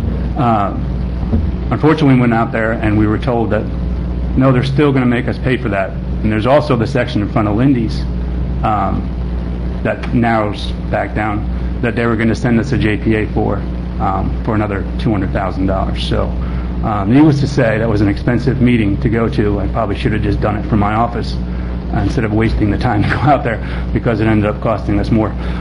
So they were looking for us to basically be on the hook for $500,000, which is something that we simply could not afford. The plan from there was to everybody get in their Sunday best, including Cleve, and go up there and hopefully beg, bleed, and borrow from either the district secretary, if not, go straight to the secretary of DOT and just plead our case, because we didn't have the money to fund the 800 feet of road to repair it. But in updating the chairman with that information, he took it upon himself and he contacted Representative Cooley's office, and they contacted DOT, and they've agreed to roll that section of the project into theirs. So when they come and resurface, they're going to absorb that portion. We're still going to have to pay, unfortunately, because of the stormwater exemption or some technicality that they laid out for us, that they couldn't roll that in because it would trip their exemption. But needless to say, that saves us about $207,000, or else we couldn't have it done. So I wanted to give a shout out to Representative Cooley's office, as well as the chairman taking the initiative and contacting her and getting that done for us. So, he knows, Marty. The impact fee money we didn't use on that turn lane, and I've talked to several people about this. I'd like to, can we legally use that to say widen Old Bethel or Old Shell Point? I mean, if there's impact fee money there, I can't think of a better project like something like that you can utilize that to increase capacity. Well, we have to take a look at, and I'm not sure offhand how much we've got. I mean, I know we've estimated about $245,000 for what we'll need to do. We'll need to put that portion on 319 for El Jalisco. They didn't absolve us from that, but... And that'll also put a turn lane, I'm sorry, at, Iden Church Road right there, which is a major traffic. We'll end up with now a suicide lane, turn lane from McDonald's. They're going to redesign that all the way through. We're going to fund the one at El Jalisco's, and then we'll end up with Walmart with a turn all the way through. Because we did try slaying that right in, right out. That made a huge difference. They're going to improve that whole intersection. So, well, that's the $300,000 we got to pay. So. But I think to answer your question, as far as I know, and from what Heather has said, that we could use impact fees if it's going to pave a road that's going to increase capacity, even if it's widening. So I guess we can. I mean, that's the perfect way to pay for like Old Shell Point, instead of using 1 cent sales tax. I've been working with, I know Mr. Chairman Stewart has good relations with Marty Coley, and I have been working with Ms. Coley also, and with conversations going back and forth. And my last conversation with her, she put me in touch with a DOT district person. He immediately called me back on Thursday, on March 9th. They called me today. I have an appointment with DOT on just exactly what we're talking about.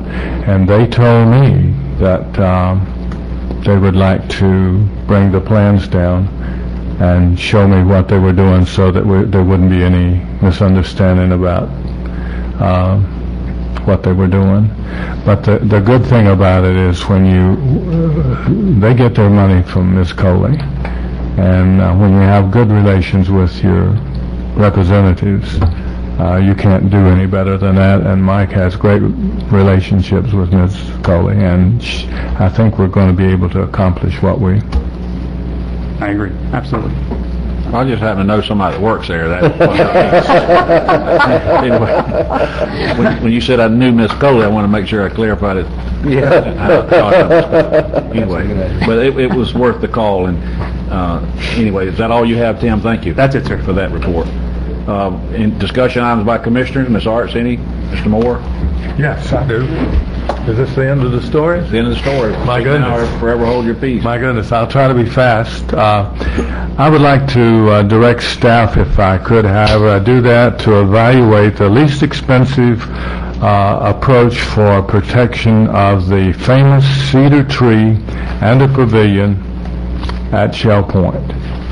And when I say the least expensive, that means using staff, using Mr. Thomas has got a whole pile of rocks that he has told Mr. Gray that he will donate. All they got to do is pick them up. So basically just direct your staff, if you would please, to evaluate what it would take to sort of solve the problem of the famous tree in the pavilion. Well, we already have staff that we actually have an evaluation by DEP, and we have Scott Jackson, Ray Gray, Cleve. A number of people have been involved in it. So my first recommendation is to talk maybe with those folks and figure out what's possible, what's not possible. And I know Scott was working with Richard Musgrove to try and do some things. Some of, there are permitting issues on certain things, and anyway, I would just try to see what's in the works, because there are some things in the works. I totally agree with you, but I've been hearing the tree and the pavilion every 30 minutes for the last year. We're not getting anywhere. Somehow we need to find a solution for this, and it probably is not going to include grass. It's probably going to have to be some rocks put out there, or some kind of a fabric. I got a quick. And we had Jamie. Hang on, let me just finish. We had Jamie Crum come and talked about doing hardscapes. So I think I would try to just get up to speed with all the different things that have been evaluated and what the pros and cons are, and then I'm not sure we need additional direction to staff. I can agree with you, but somehow we got to get this done. We got the bad part of the year coming up, and just talking about this is not getting it done. We just somebody needs to make a decision, and we need to get it done. Just a quick question, you, Lindsay. One, are we going to have to permit this under our own wetlands ordinance to save this tree? Didn't it? I think it's sandy beach there. However, I think there's probably... I just want to make sure we're not violating our own wetlands ordinance. There's wetlands right across the road.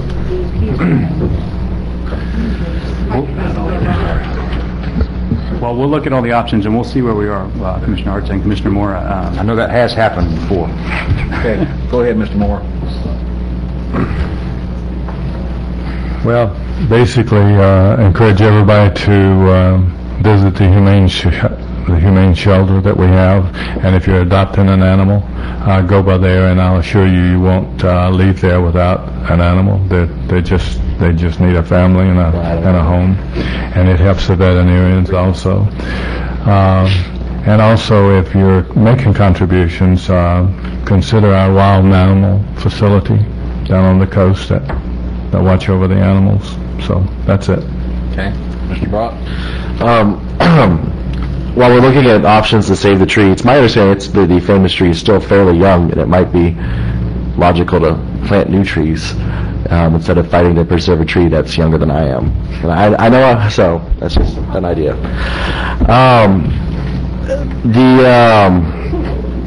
I want to reiterate that Commissioner Merritt has said that he's going to look at the impact fees and try and figure out if there are some that are appropriate and bring them back. I'm optimistic for Parks and Rec, libraries, so that we might be able to, have some funds go towards some of the situations that we're dealing with. And I look forward to hearing back what you bring back. And if you decide at some point that no impact fees are feasible, I'd appreciate you bringing that statement back too, so we know where we are.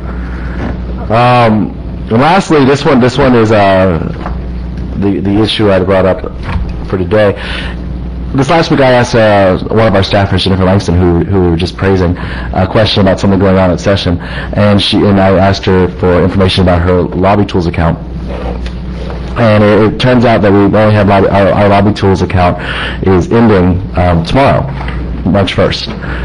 It's $3,100 a year. That's the cost for our Lobby Tools account, and it makes the ability for whoever's dealing with that to be able to track bills faster, easier, follow what's happening at session faster and easier, and keep up with what's going on. It was one of the things that Tim managed to cut out of last year's budget from this year's budget, and Jennifer graciously agreed that she could handle going without Lobby Tools. She would sacrifice, and she would spend the additional time it takes tracking bills personally versus having this tool that makes her more efficient and faster. Since then, as we discussed earlier, Eva Thorpe has resigned, and Jennifer has taken on a great chunk of her responsibilities. And I would like for us to maybe take a portion of the salary dollars left over from resignation of Eva and put that $3,100 towards renewing our Lobby Tools account so that Jennifer can be efficient and we can continue to be able to track things. One of her main roles is intergovernment affairs, and her ability to keep up with what's happening in Tallahassee keeps us current and keeps us. There's going to be a lot of big changes for government this year. I'd like to be on top of them as much as possible, and it also saves us the cost of a professional lobbyist, which I think we need. And that said, $3,100. If Jennifer needs it, is that something you really want? I think we should maybe let Tim make the call on this one. Yeah, I mean, that's something, Tim, you can do under your Yeah, it's under my authority. I agree. I'll speak with Jennifer. If it's an essential tool, especially now she's got more responsibility and she needs to economize, we can certainly. You got my head nodded, that's a good idea, and I think. I'm on board with it if that's... I don't even know enough to shake yes or no, so. I know Mr. Moore doesn't want you to spend any money, but that's okay. Well, I don't want him to either, but I mean, if that's underneath his discretion. If it's really necessary, fair enough. Okay. We'll find it. Anything else? That's all. And by really necessary, makes us more efficient and keeps our costs low with having to hire additional staff. We got it. Mr. Merritt, anything? Just on this impact fee thing, I wanted to maybe work with Greg, whatever resources I need to, As long as he don't charge us any money. No. Okay. That's fine. All right. So I met, and just two things real quick. One is the Crawfordville Women's Club. We all got a memo. I'm asking Heather to make sure everybody's okay. She's going to respond to that they can't just arbitrarily get out of a contract with us, so she's going to let them know that. It's a 10-year notification, if I'm not mistaken. And they anyway, she's resolving that. The other thing is, this is preliminary, but just so you know, Ms. Arts and the rest of the commissioners, the tower in Smith Creek is not dead. We found a way to maybe revive it with Representative Coley helping. She called me and put me into a lead with somebody with Forever Florida. It's a RACIC. I hadn't had a chance to talk to Heather about it, but Opportunity Florida? Opportunity Florida, I'm sorry. If we can get into the 8-county RACIC, then we'll be able to do something with this tower, and he can build it in Smith Creek. If not, we can build it right across the river in Liberty County, but we'd really like to have it in Wakulla. Anyway, I'm working on that. That's great. And we may get somewhere, so we got some traction. We're going to meet with the governor's staff on March 15th. But we need to be in the 8-county RACIC. Is that what we're trying to get into, and not the 13-county? No, we were trying to get in the other one. Oh. We haven't made our pitch one way or the other to them. The 8 is better for this. Now, I don't know what's better overall, but for this particular item, we'll get a $180,000 tower, $160,000 tower. So this is a radio tower and Smith Creek, so that we'll have strictly for emergency management or for everybody. Repeater. Everybody that wants to attach to it. Well, I mean, they pay for everything that go on there to get us radio, frequency, cell phone tower, all that. So you could mount whatever you want onto it. It's a multi-use kind of tower. Put whatever you want, Randy. I got you. We'd have to leave flags. Right. Beehive for your dad. Okay. Anyway, they love towers. All right. Any other discussion? Did you want to talk about the VFD contract? The what? The volunteer fire contract? Yes. Thank you, Heather. And I'd written that down and forgot all about it. But we met the other night, just so you know, with the volunteer fire, the committee, the fire department committee. You had suggested the other night, and I said, no, let's wait on a fire sheet. But we met anyway and just talked about a couple items, pretty generic. But the big issue to them right now is the contract. And we think, I've talked with staff, Tim and Heather, and we believe that it needs to be revised. So if it's okay with the staff, I'm going to ask Heather to go forward with revising that so that we can, and we'll work with that committee if it's okay with the commission, to revise that contract and bring it back for approval. Any changes noted. I won't do anything without you guys' approval, okay? And we are meeting, by the way, as they want us to meet, we're going to meet. All right? Entertain a motion to adjourn. So moved. Second. And we're adjourned. Thank y'all. Quick motion maker. And if we've got any